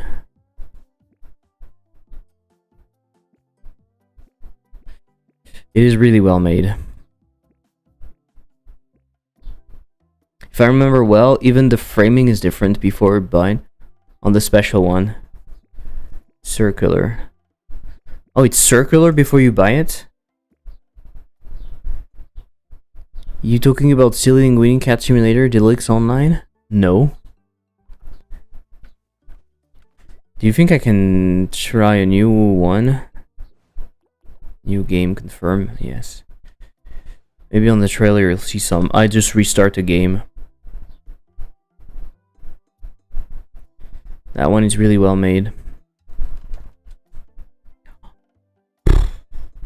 I'm sorry for the lack of energy. I'm just so down right now. So fucking down. It's cool that it's moving also. It's doing something before you buy it. Start your diving and it's free. Interesting that it's free, the first one, and then and it just creates the rest. That's pretty cool.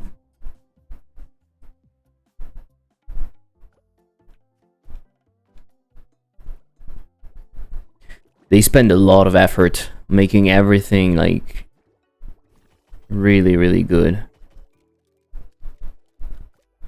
I forgot how slow it starts. Sorry, it's an AZRT and I'm struggling.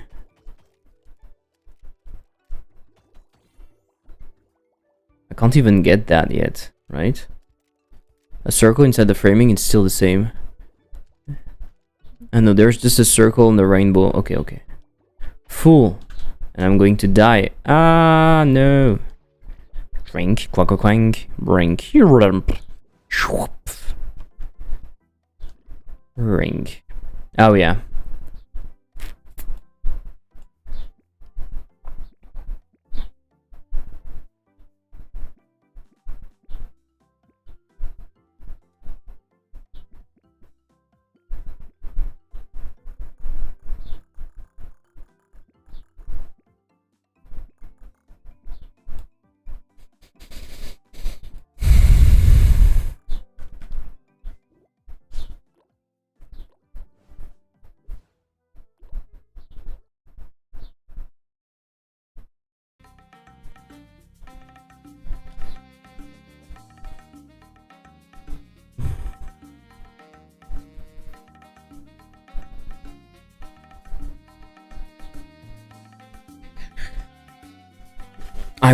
I won't do all of my icons in Figma though, I think.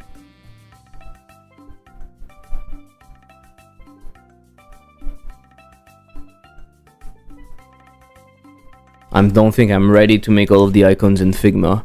It's just too much work for a tool like that.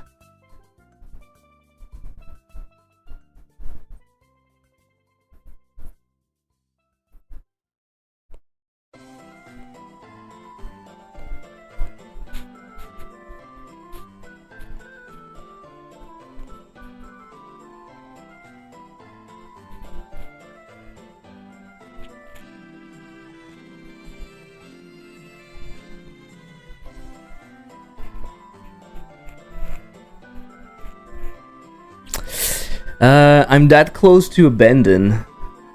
I'm that close to abandon for today. I thought making icons would be fun, but honestly not. Honestly not. Maybe I call it today. You know what? Maybe I call it today. And I'll do some boring tasks that I have to do behind the scene. I just don't feel like doing anything right now.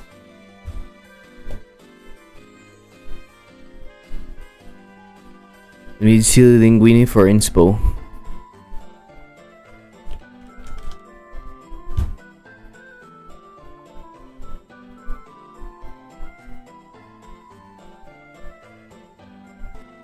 Take your time. I don't have time. Tell that to my bank account.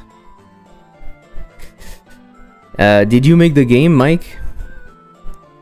If you did, I say nothing. If you didn't, okay, I can say it looks ugly then. It looks awful. It looks awful. There's nothing good about it. I'm really sorry. It looks really bad. Even the stupid juice is not well done. There's no effort. There's no effort. You can have a stupid look and make it look good, but this is not the case.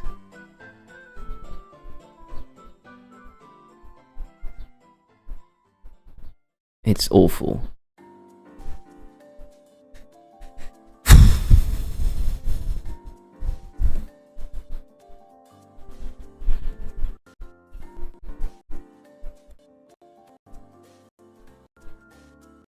I have a multiplayer first-person platformer prototype that could do with testing if you'd like. Yeah, sure. Send it. Send it. I didn't even manage to do the export to JSON because I didn't know how to do it.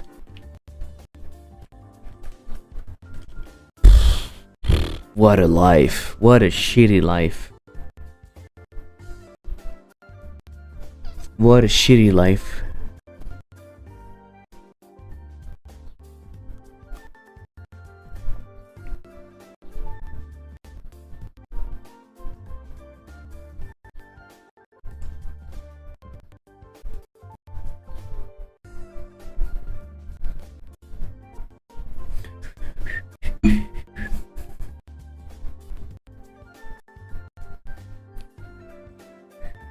Ah, yeah.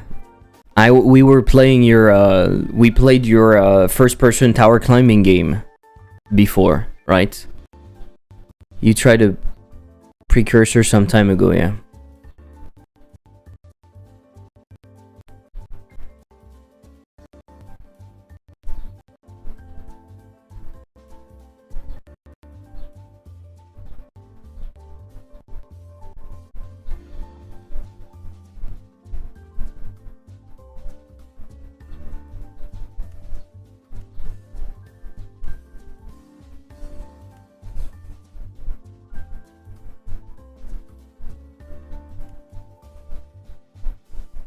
Should I put the sound? Or is it fine if we don't hear, like there's no music or anything, right?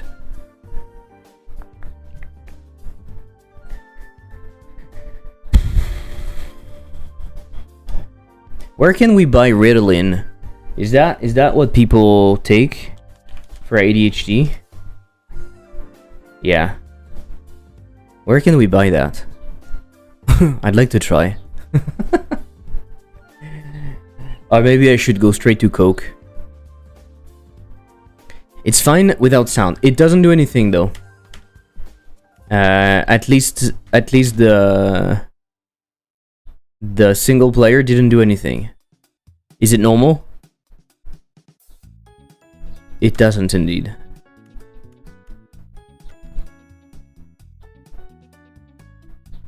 Can I host a game otherwise? Not normal. Ah, it crashed. I think it crashed.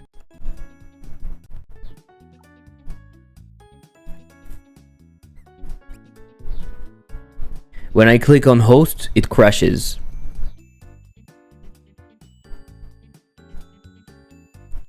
Hell yeah. Hell yeah what, Mike?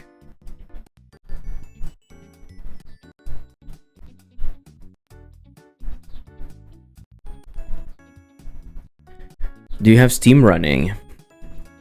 I do. Coke. Looks fun. It doesn't last long, right? That's the only issue. I do have Steam running. What is the problem? Should I not have Steam running?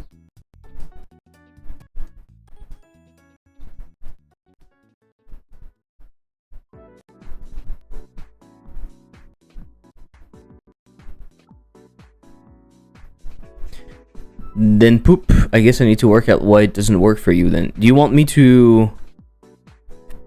Do you want me to do... Do you want me to do that?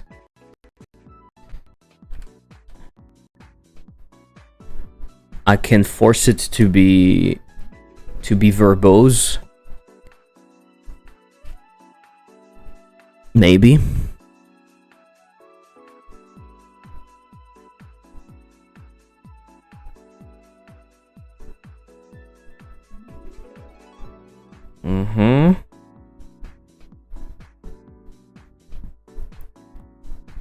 Single player shouldn't anyway, yeah. You have some signals that are already connected, but okay. And if I press single player, game level started, and then nothing.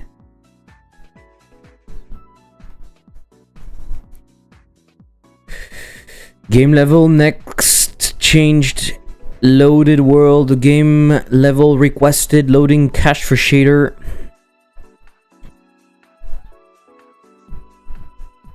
You have a bunch of signals that are not correct, but that should not be an issue. Then you have game level started, and I have nothing. And if I go back to the menu, and I try to host a game, it's calling something in your node.cpp. I can tell you exactly where there's a problem if you want. In your node.cpp, in your main, at line 1715, you have required object rp child is null when I click. And right after that, it crashed. Line 1715. Maybe... Ah, but it's seen main node.cpp. It's not for you. I'm fucking sorry. I didn't realize. It's Godot. But you're probably doing some remote procedure. I think I know what it is. Yeah. You're doing a remote procedure, right? Something like that. RP child, that's probably what it means. And so it crashes. Something doesn't exist. I'm forgetting to bundle Godot Steam. Ah, yeah. How long can you take to do it? I can wait a little bit if you want. I have a game to try. I'm supposed to give feedback to someone and I didn't take the time, so maybe I can do it right now. Shit, I don't want to do that. Maybe I can do it right now. Someone send me their game. I don't know if it's okay for me to show it.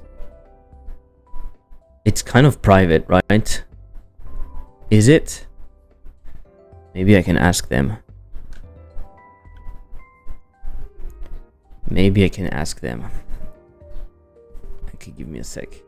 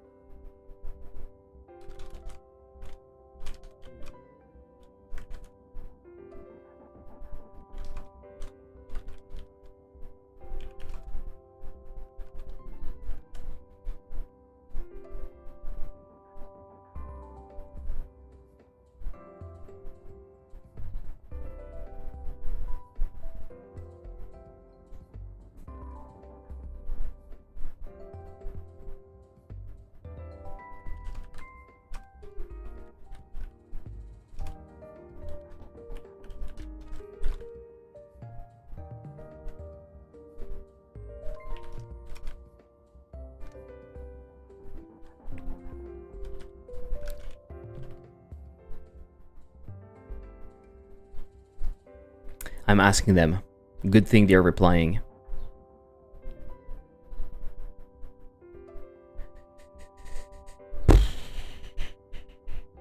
Isn't that crazy how you can go from feeling okay to feeling bad? Maybe...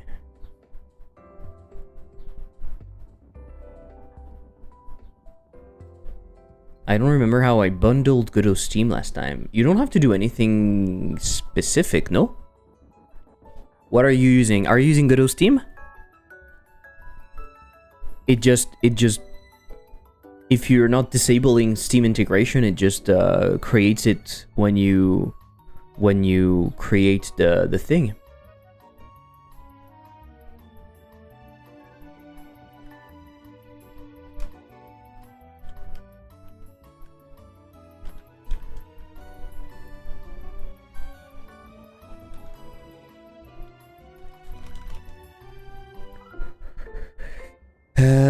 There's nothing specific to bundle. At least on my side, I don't do anything specific. I can show you.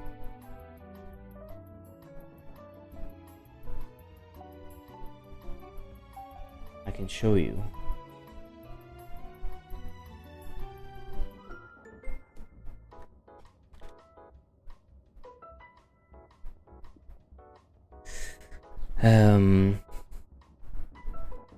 Do I have Lexispell in here?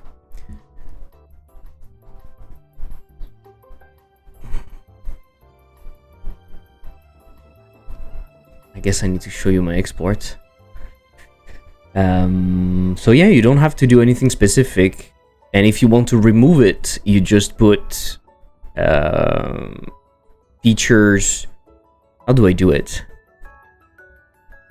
I don't even remember. I'm just removing it. But it should bundle automatically. If it's enabled and you have it, it's just bundling automatically.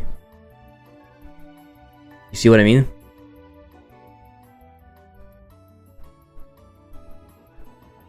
You need to include the SO, DLL, and the zip though, no? Yeah, totally. Yeah, totally. At the end, it gives you it gives you something like that. You have the DLL, the libgodot, and the Steam API. You put them in the zip, and that's it. Yeah.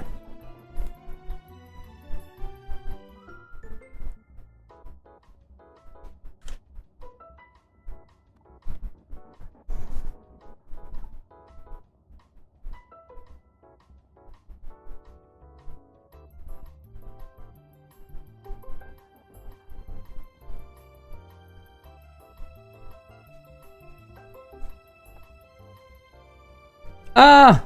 I'm leaking everything. Okay, so we can remove that. Don't save. I don't care. We can quit everything. Alright, so we can test a little game that has been sent by a French game dev. By the way, if you want to test, you can test it right there. And you have a form inside of the itch page, so you can give some feedback. Don't hesitate, it's always useful to get some feedback. And other gubbins, whenever you upload your new version, let me know and I'll play it. That with pleasure. Okay, what is the game about?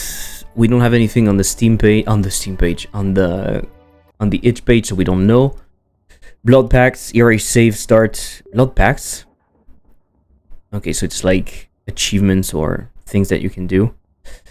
The pixelation in here is weird. It looks blurry. Same thing on the buttons. The pixelation looks blurry, but it is crisp in here. So it's telling me that there is something off. It doesn't matter that much, but there is something off. Start. Okay. Ritual, 1 out of 10. I can move everywhere. I can aim, but I don't see my crosshair. Very interesting. What is this? Nothing. Do I have limited ammos? Yes, I can see them at the top. Ritual clear, enter the shop. Okay, so this is something I remember from last time that I played. It's that I'm... Oh shit, I used the wrong thing to reload. It's weird. To me, it's weird that when you reload, you have to not use the main click. You see what I mean? You click right, and you click right again to select. I would click left. I mean, now that I know it, it's fine, but I would click... I'm tempted to click left. I feel like my character is too small compared to the rest of the game. But maybe it doesn't matter. It doesn't stand out very much. And also... I was confused why... a little confused why... we can go to the shop, it's open, but we still have the enemies. It's a little bit weird to me. Sacrifice your blood, I'll make you stronger. Okay. Bleed for power, so... Skip with boon. Skip shop. 2 times orb drop until... Hit. Whisper, kill streak, raise your damage. Laceration. Shots make enemies bleed. That is kind of cool, I guess. And this is free, I could get that. I can't. Okay, it's only 1. Okay. Okay. Yeah, I don't know why I don't see my crosshair, but maybe it's just because I'm not playing in full screen. Can I play in full screen? Can I toggle? I don't feel like I can. Oh shit, I didn't see the thing.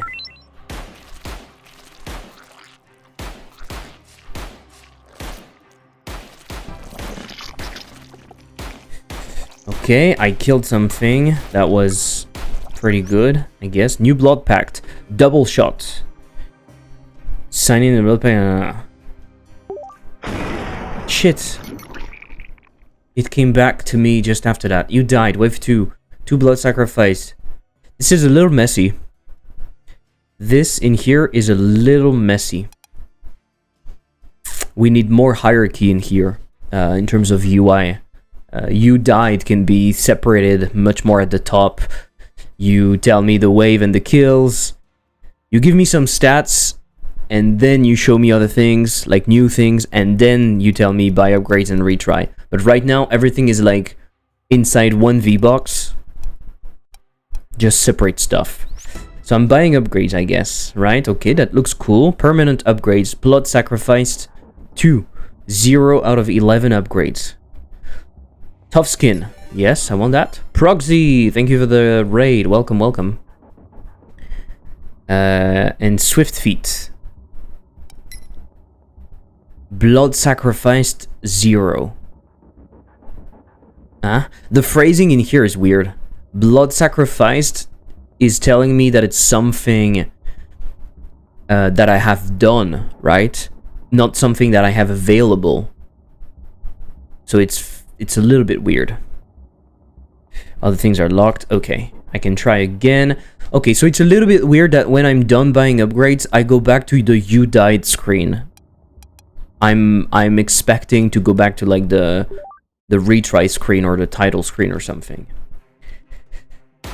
I'm doing a lot. I'm saying a lot of negative stuff. So let me say some positive things. The gun feels powerful. The aesthetic is quite cool. It feels a little empty.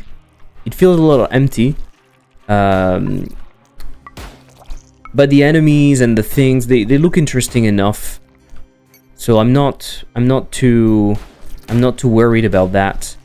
I like how the gun is quite slow at the beginning in a way. One thing I really don't understand is why I'm continuing right now. Why am I continuing? I could stop, right? Staying here is not a good idea. Yeah, but why not? Why not? Is it you see? Tell me why it's not a good idea. There is no reason for me to stop. There is no reason for me to stop. Positive stuff. So I'm just waiting. I go to the shop. Laceration. In here there is the text. There is something off with the scaling of the text. It is not scaled correctly for pixel art, and so it looks blurry. This really needs to be fixed because it looks off. Ritual 2 out of 10. Okay. I like the presentation. I like how it's being activated when I hover it. I feel like the icons inside could be filling in by default. It's kind of weird that it's moving inside. Blood offering ×1. This looks like a button. It is a button. Yeah, okay. Overall, in the UI, there needs to be more hierarchy. Everything is kind of on the same plane. Everything is kind of the same size, and so it's not very clear what you can do. Blood offering ×2. I don't understand what I did here, but okay. Raise a skeleton that fight for you. I'm definitely going for that. I'm losing health, and that's it. So what I don't like in the shop, is it looks like in the shop it looks like I'm going to be able to buy more than one thing, and in reality I'm only I can only buy one thing, and then it moves to the rest. So this needs to be more clear. Same thing you see with the UI in here. It's not clear. There's no separation with the background. So now I have a bunch of stuff that is kind of getting... Everything is interlocked in a way. I have the time with the blood cache. Take your due. Starter found. Packs are bought. There's a lot of text. There's a lot of stuff. We don't understand what is what. Simplify it or guide me with UI. You tell me where I should look. What is important. What is an action. What is not. I should not see the behind. I should not see the background. Why do I care about this locked door right now, right? Put a fucking UI element on top and make it very clear that there is one thing happening and it's separate from the background. Move speed now, +5 move speed every wave. I like this kind of choice. Game design wise, interesting. Interesting. Scaling on the text, bad. Okay, cool. Okay.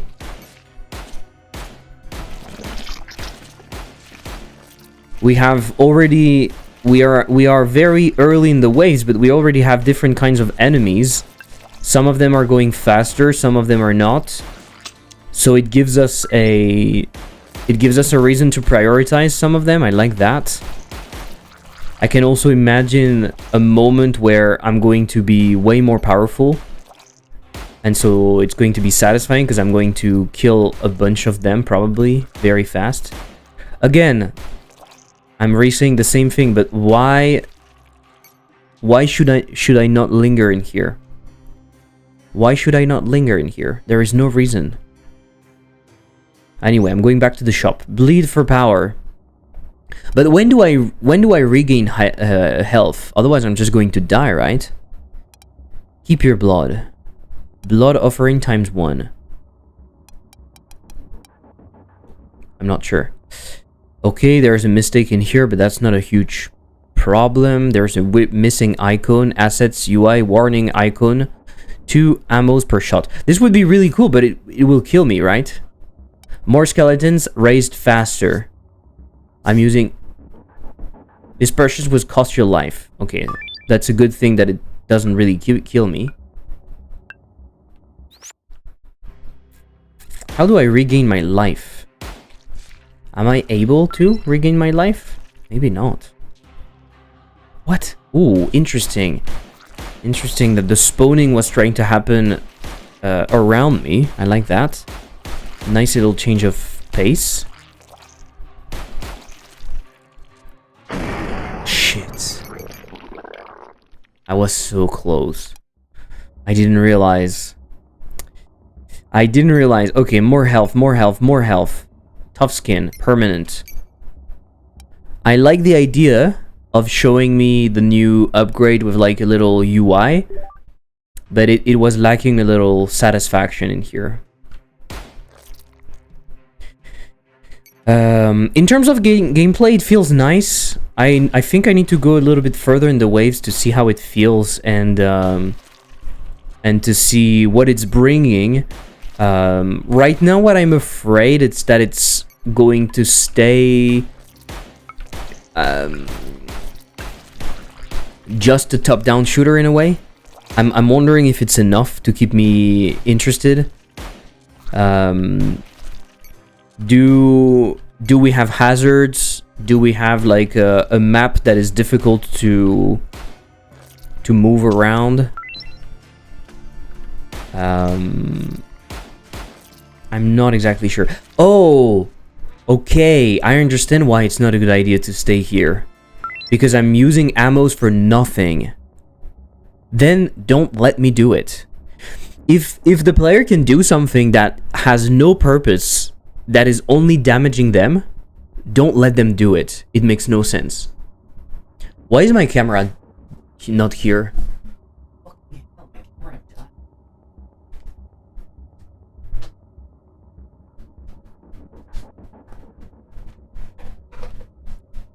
Bennett Foddy would disagree. It is very different. It is very different, I would say. What I mean in here is there is no purpose, right? In a rage game, it makes sense. In here, there is no purpose, so you might think that it's interesting for you to continue just playing aggregate. Yeah. It would be interesting for you to... You think that it would be interesting to continue, and you don't yet realize why it's not interesting. Kill streak, raise your damage. Shots makes enemy bleed. Okay, why not? Okay, so right now I'm not exactly sure I'm not sure how I'm going to get more health. So this is kind of an issue.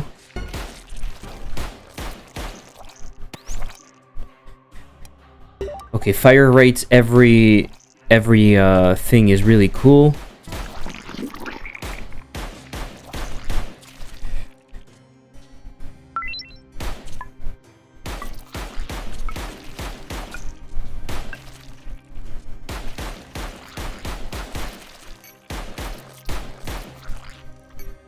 Okay, I just want to get those things and then I go.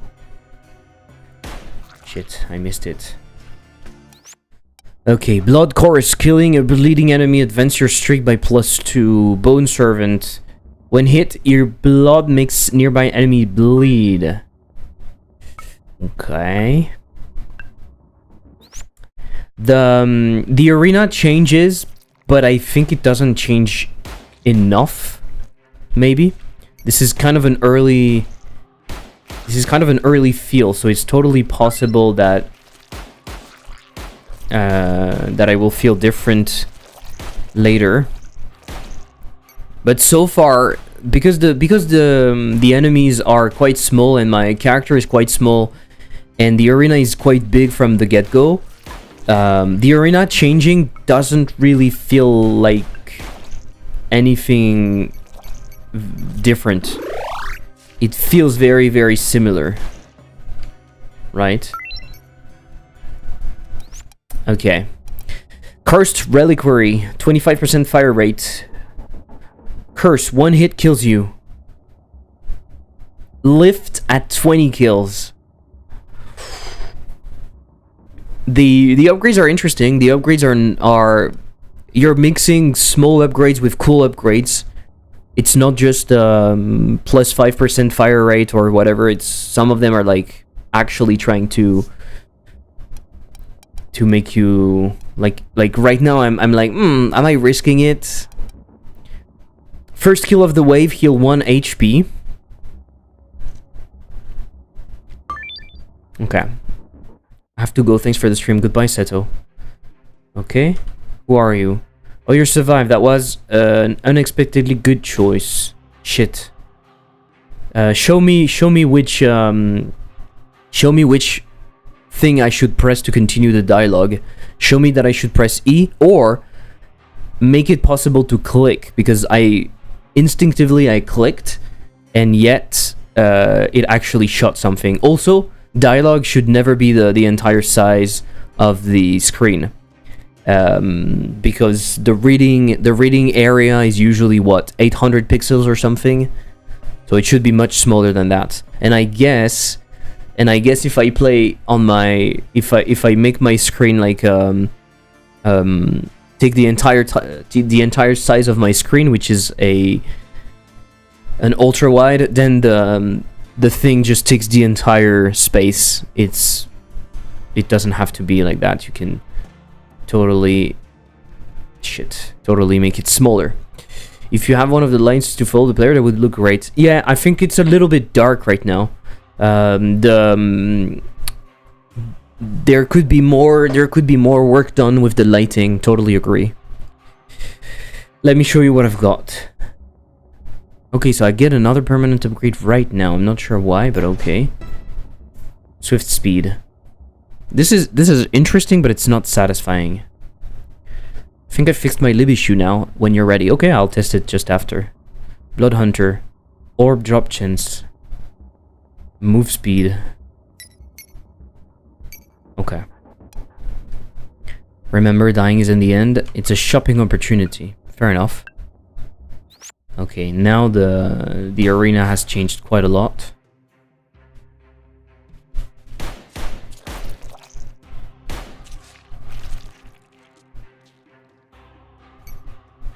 So we have far less enemies.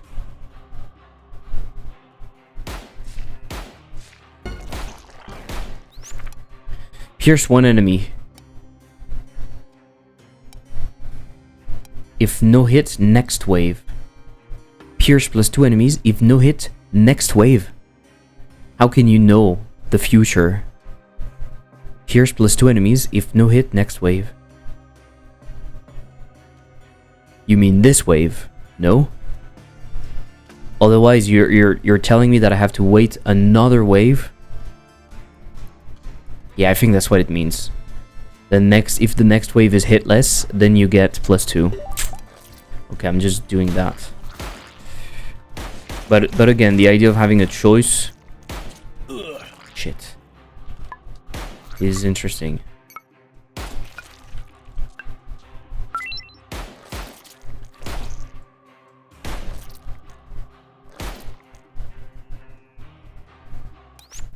Okay, ritual ended. 80% damage. What? Why is it so good?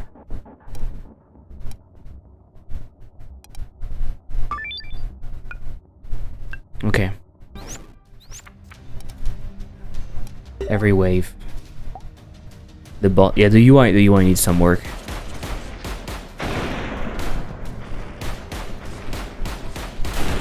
Shit.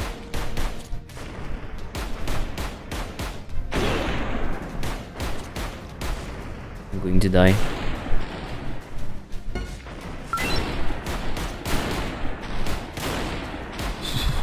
He doesn't like me. No.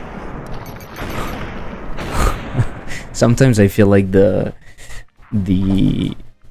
hits are a little too close to the pixels. I should have a little margin of error. Spend on permanent new record, yeah. Yeah, okay. Shit, I hit retry. I wanted to quit to menu, and in here I can do permanent upgrades. And I don't have blood to do it, okay. But I have a new thing. Because of the way it's displayed, I'm losing a lot of space, right? In terms of UI, look at how much space I have to see stuff. I have only a few... I have like half the screen available to see. So permanent upgrades can be moved in here, like top left. Blood sacrificed, you show the blood on the right. And you show the number on the right. And that way I'm gaining this continue that is huge, and then escape back. What? It tells me the same thing. So you put that somewhere else, like over there. You make it a back button, and then you have all of that space available to show those upgrades. I think that would be better. But yeah, I think it's cool. It just needs to tell us why it's going to be different, right? The blood mechanic doesn't feel like a huge trade-off. It feels like a huge trade-off, in fact, but it doesn't feel like it's worth it. So I'm just tempted to, because the game is relatively punishing on how you take damage and stuff, and the fact that you don't have a lot of bullets and whatnot, I'm tempted to take the upgrades that cost the least amount of blood. It doesn't really push me to take the bigger upgrades. I'm not sure the blood mechanic works super well in that sense right now. Because yes, I'm getting something better, but I'm making my run extremely more difficult. Extremely more difficult, because if I start with 6 health and I'm already losing 2 just because of that, it seems like it's very difficult. I guess this is why you have the permanent upgrades, because you basically want to have more and more HP.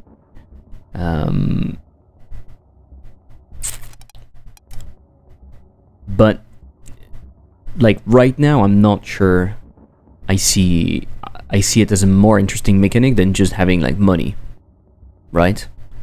And I feel like in the gameplay itself, we need to have maybe something else. We need something else to tell us that it's interesting and we want to see more. Just having the top-down shooting part might not be good enough.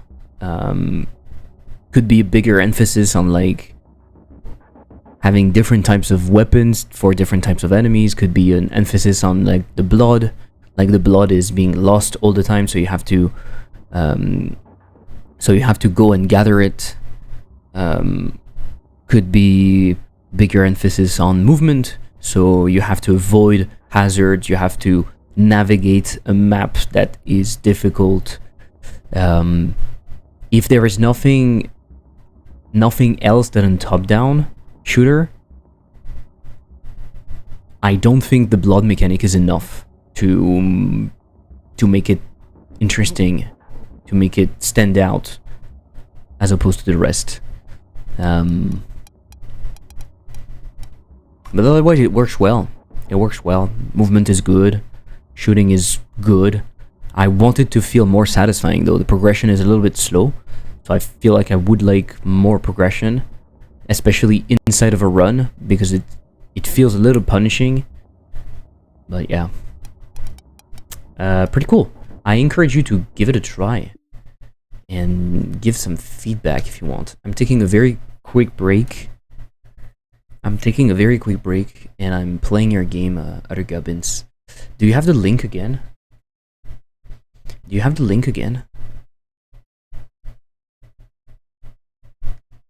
Maybe I can find it. Give me a sec. Oh, I do.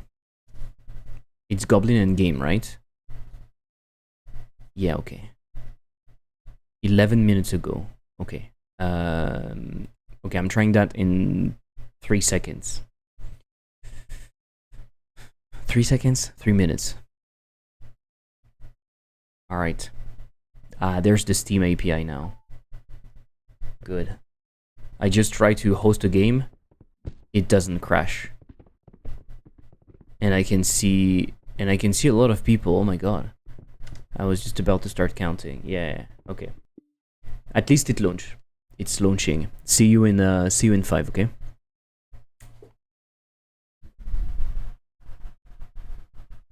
If you like what you're seeing, it's one way of supporting, because I would love my games to support myself, but apparently I'm not capable of doing that, so I kind of need your help.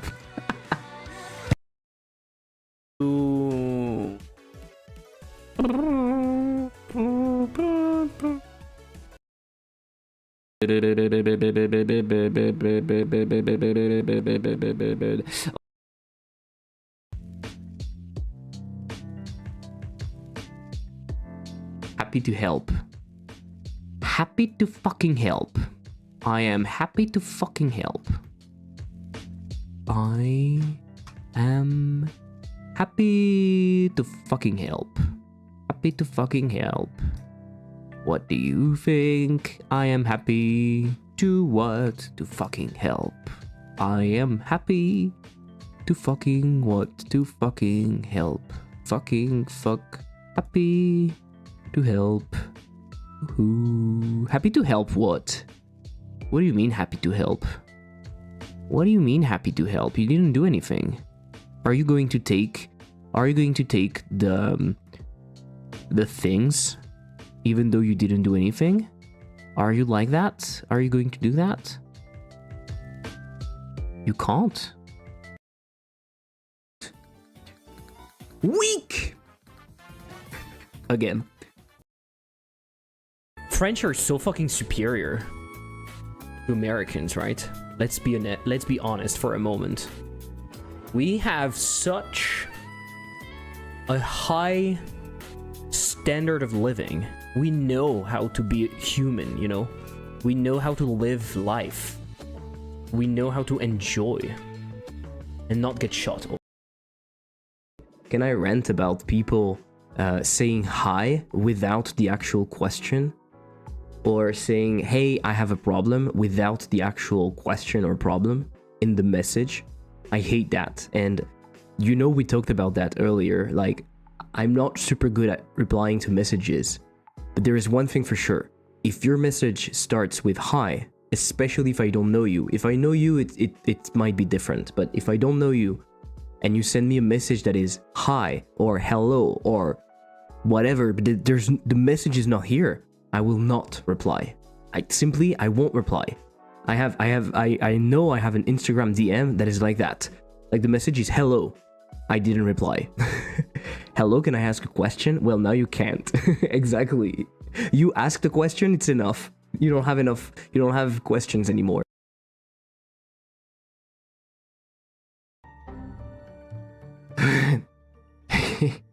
Oh non! Oh non, je suis du pain! I am in pain! Oh non! Oh non! Vous pouvez pas me faire ça! Oh non! Oh non! Regardez la taille de cette boulangerie! Oh non! Je suis du pain! Ah! Ah! Les têtes à claque. C'est vrai. C'est véridique. C'est complètement véridique. Véridique Moby Dick. It looks like this.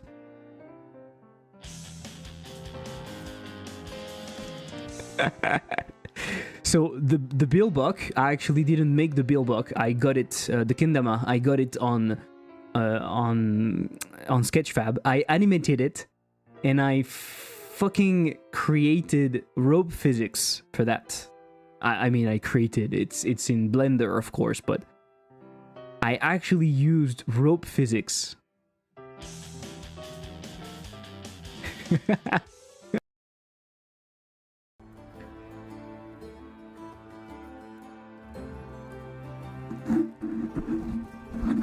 Okay.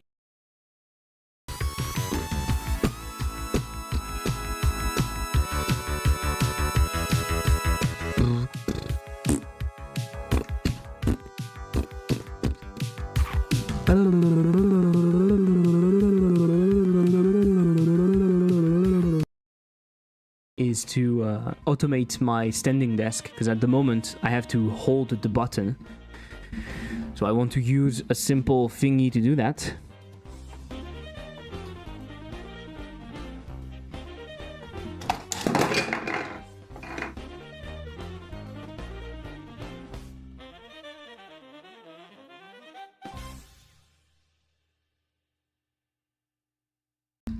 Fuck, my light fell.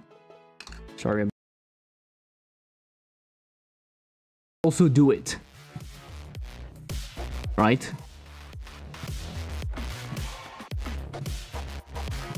You can do it. But no pressure.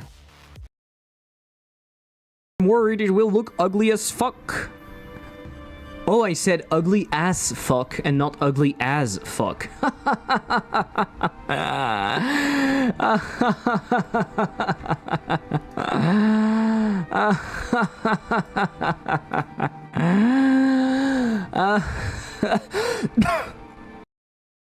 Congrats. Huge congrats to Daniel Mullins.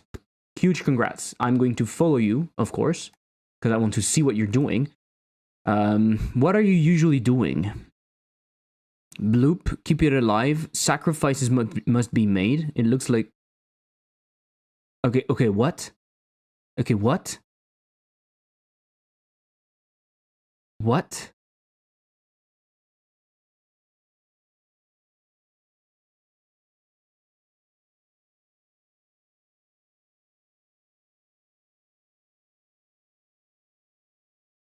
Okay. Okay. Okay.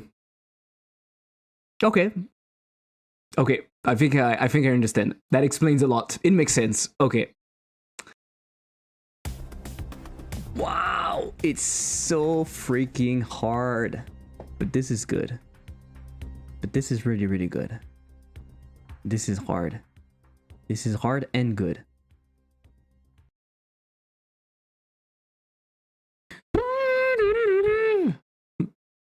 I need to stop doing that. Sorry.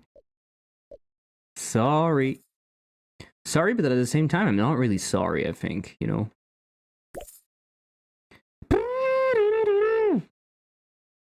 Her point. Main character positioned prominently in the center. In the center. In the center.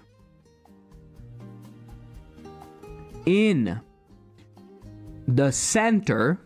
This is the definition of center from the president of France, Emmanuel Macron. This is the definition of center. This is literally his definition of center. Clearly on the fucking right.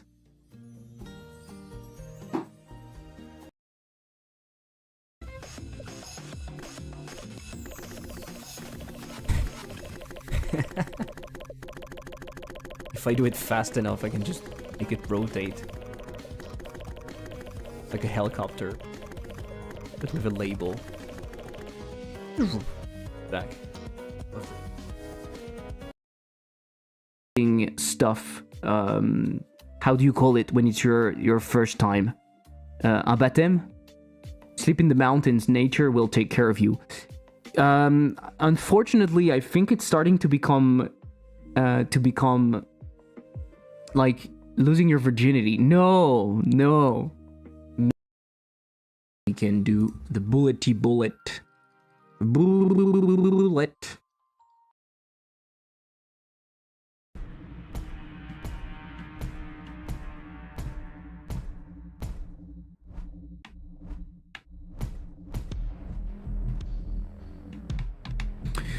Okay. Let's see how many points we do every time we kill a... Oh, the points. Oh no!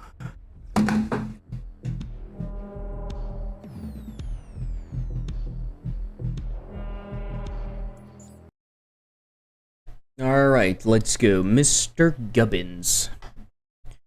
Mr. Gubbins. What do we have? Mr. Gubbin.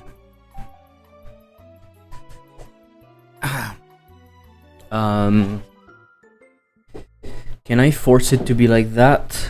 Yeah, it should be fine. It's not going to be full screen. Oh, it doesn't want to? No, that's it. Okay. How should I play? Mr. Gubbins. Should I play solo?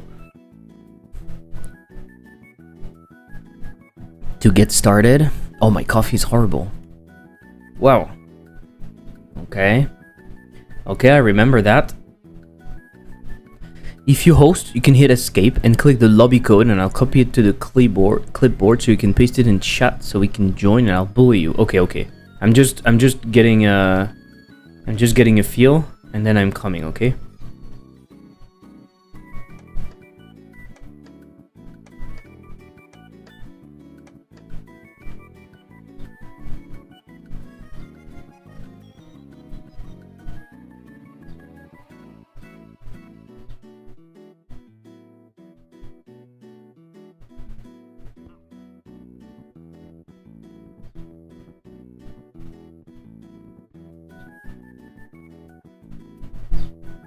My strategy is crazy. Okay, so I know that.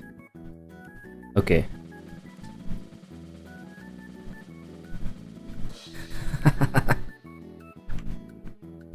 It's not me. Excellent.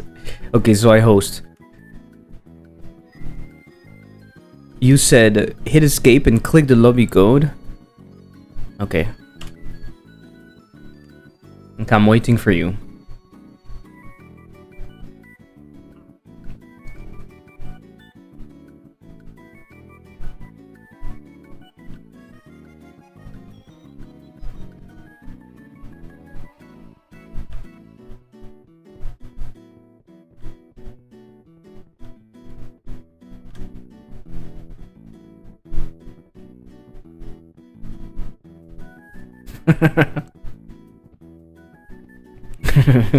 Stop. Okay, let's go. Let's get started. So we can do Hex Be Gone, or we can do Bonk, right? You want to do Bonk? Okay, give me a second, I need to open to my cat.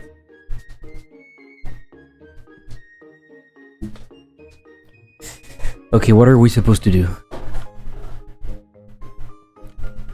Don't point at me like that. It's like a course. Holy shit.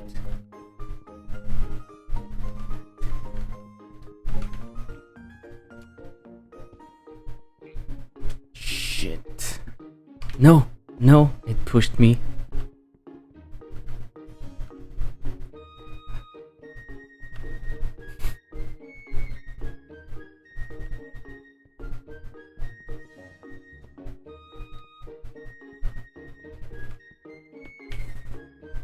Easy.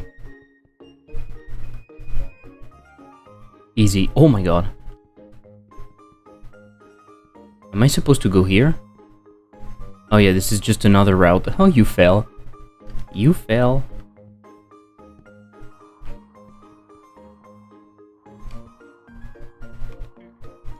Shit.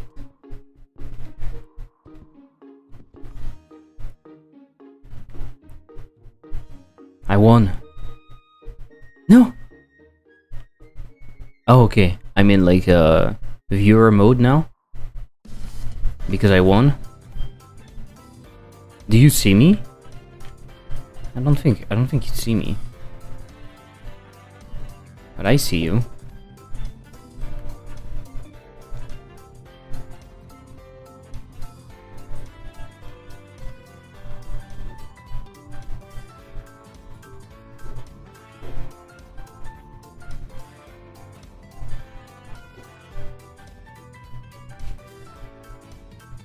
Let's go.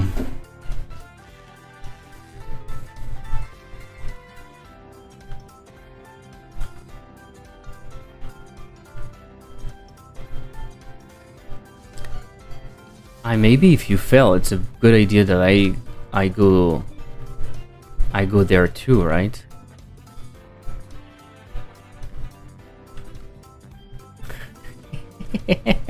What? Already? I fucking won. Quand je suggère d'organiser une game jam et d'y jouer en stream, je peux pas faire ça. Je dis rien pendant quelques jours, puis je reviens à la charge. Le gars est en train d'enchaîner les jeux en stream. C'est censé m'envoyer chier. Congrats. I like the fact that it's trying to look at the mouse, but we don't know where the mouse is. I want to see more pushing. I want to see more things related to how we can push each other. Right click to point. Ah, nice. Whoop. It's kind of stupid. I like the tone. I want to see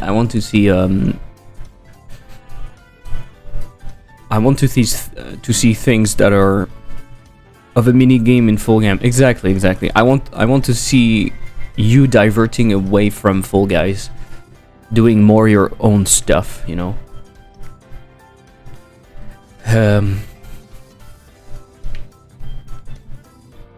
Condescensible. So I go silly. Yeah. Silly is good. Silly is good.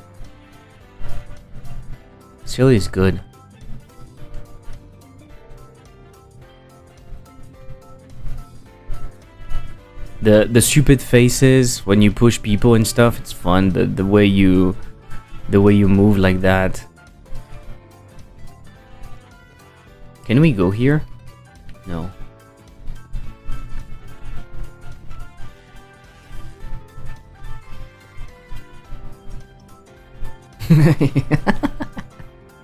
There's something so stupid about the eyes looking at you and the arms just going.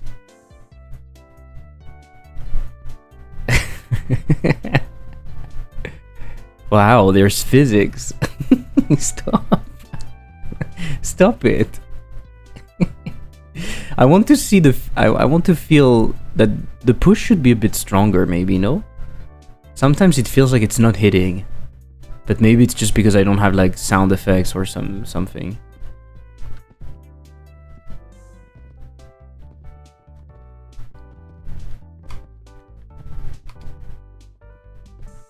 Can you push me up? I don't want to pull.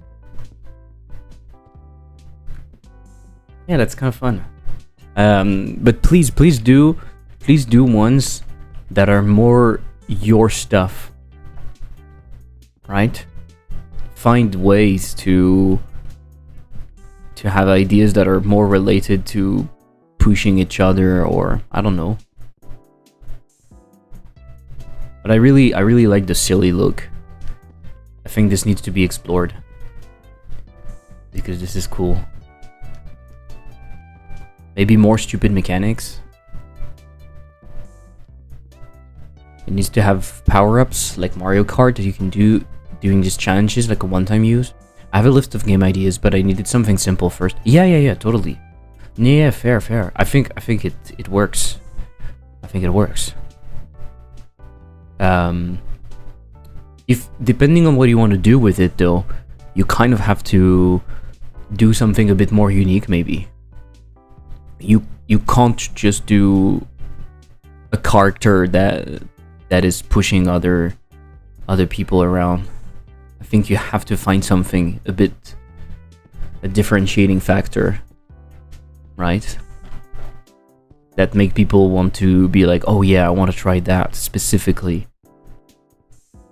We were talking at the beginning of the stream about hooks and fantasy and stuff. I think you need to play around with this. Lovely. Look at those feet. Look at those feet.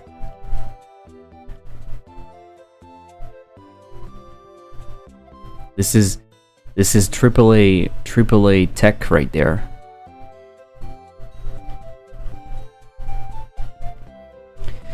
I spent a long time working on those feet. Yeah, I see.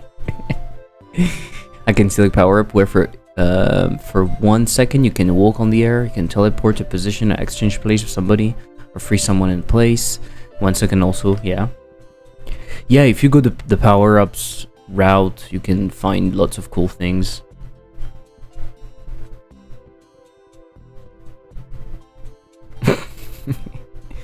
I like that he's looking at us. This little dude. Maybe because you have the hands and stuff, I want to see like grabbing the edge and stuff.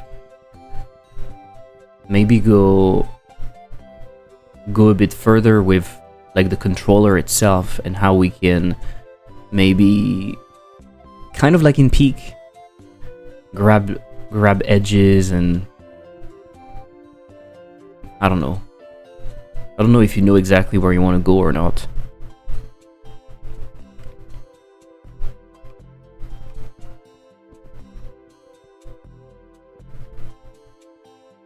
So far, I've only been thinking about using the hands for emotes.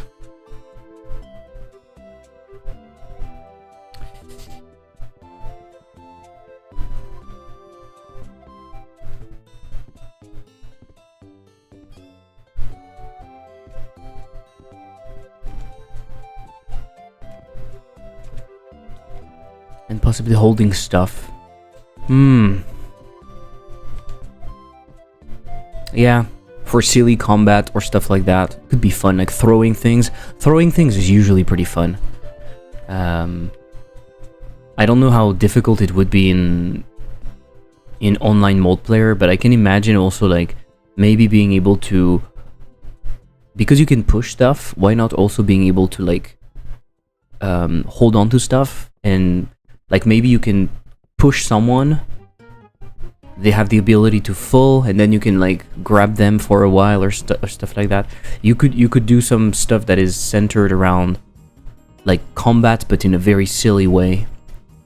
Like you push people around, you move them around, you throw stuff at them. Could be fun. Admiring the feet right now.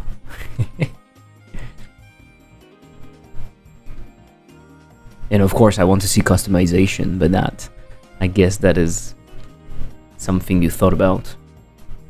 Adding little hats, little stuff on the characters.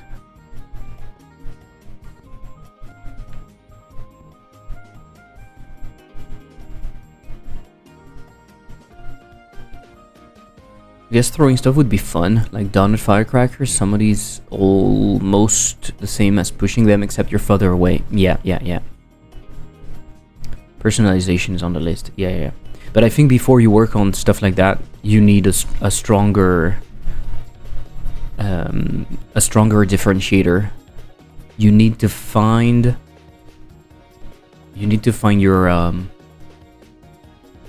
the thing that makes your game yours compared to Fall Guys and other games. Are you leaning more towards Fall Guys and having a lot of people? Are you leaning more towards having a bunch of friends playing with each other? In that case, having like having voice in the game could be fun, stuff like that.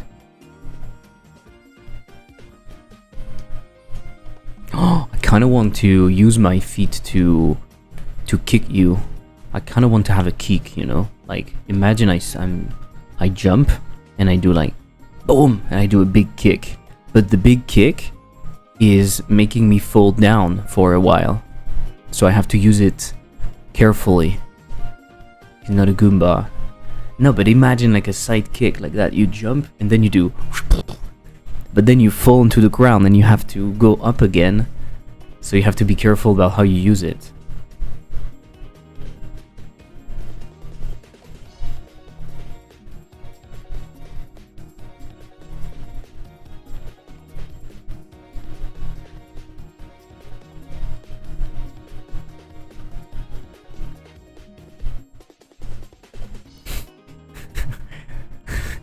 Poking the eye of someone else should hide half of the screen for a moment.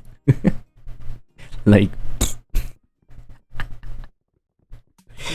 honestly, that's fun. There's potential, I think. Actually had a wall jumps in Goblin Tower, but removed them. Yeah, I remember that. I mean, could be one of those things where if you miss, you fly further, so you can possibly get yourself off the edge. Totally, Peacebreaker. Yeah. Yeah, it's a dangerous kick. It could be a dangerous kick. Like if you manage to hit someone, it's very damaging. But if you miss, you can get yourself in trouble. So yeah, wall jumps that could be used to kick people. That is. Yeah.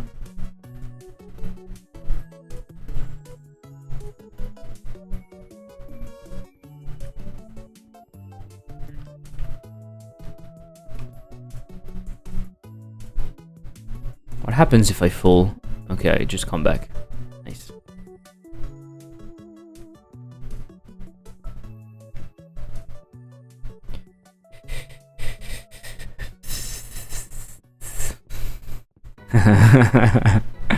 Hey, you're proud of your system, right? Oh shit.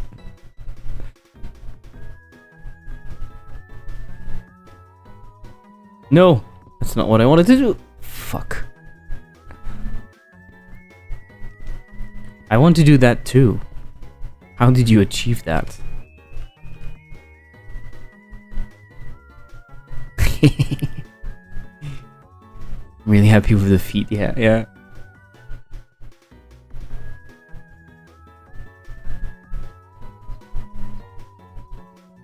I can imagine something like throwing pepper at somebody, and every time they sneeze, they automatically move in a random position, and throwing ink at someone.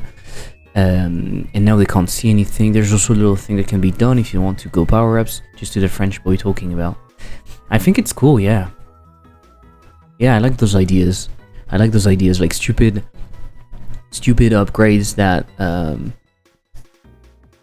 that modify basic behavior without power-ups. A flying kick that moves you further if you miss.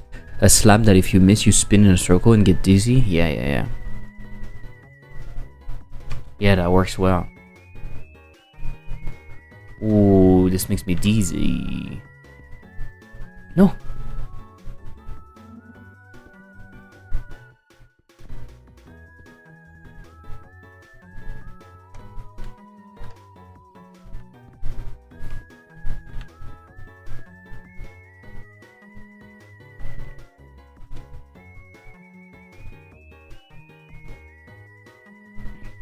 Shit.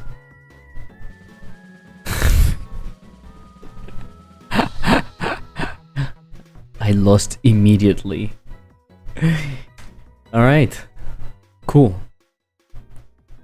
Now I'm gaming. Exactly. Cool stuff. I want to see more. I want to see more. I want to see more games, and I want to see the mechanics.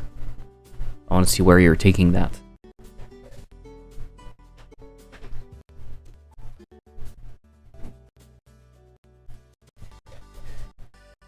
Alright. Well, you know what? I'm off. I'm off for the day.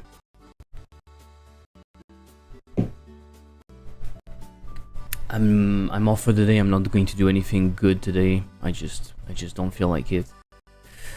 So I'll go for a walk and potentially try to do some boring tasks that I should do.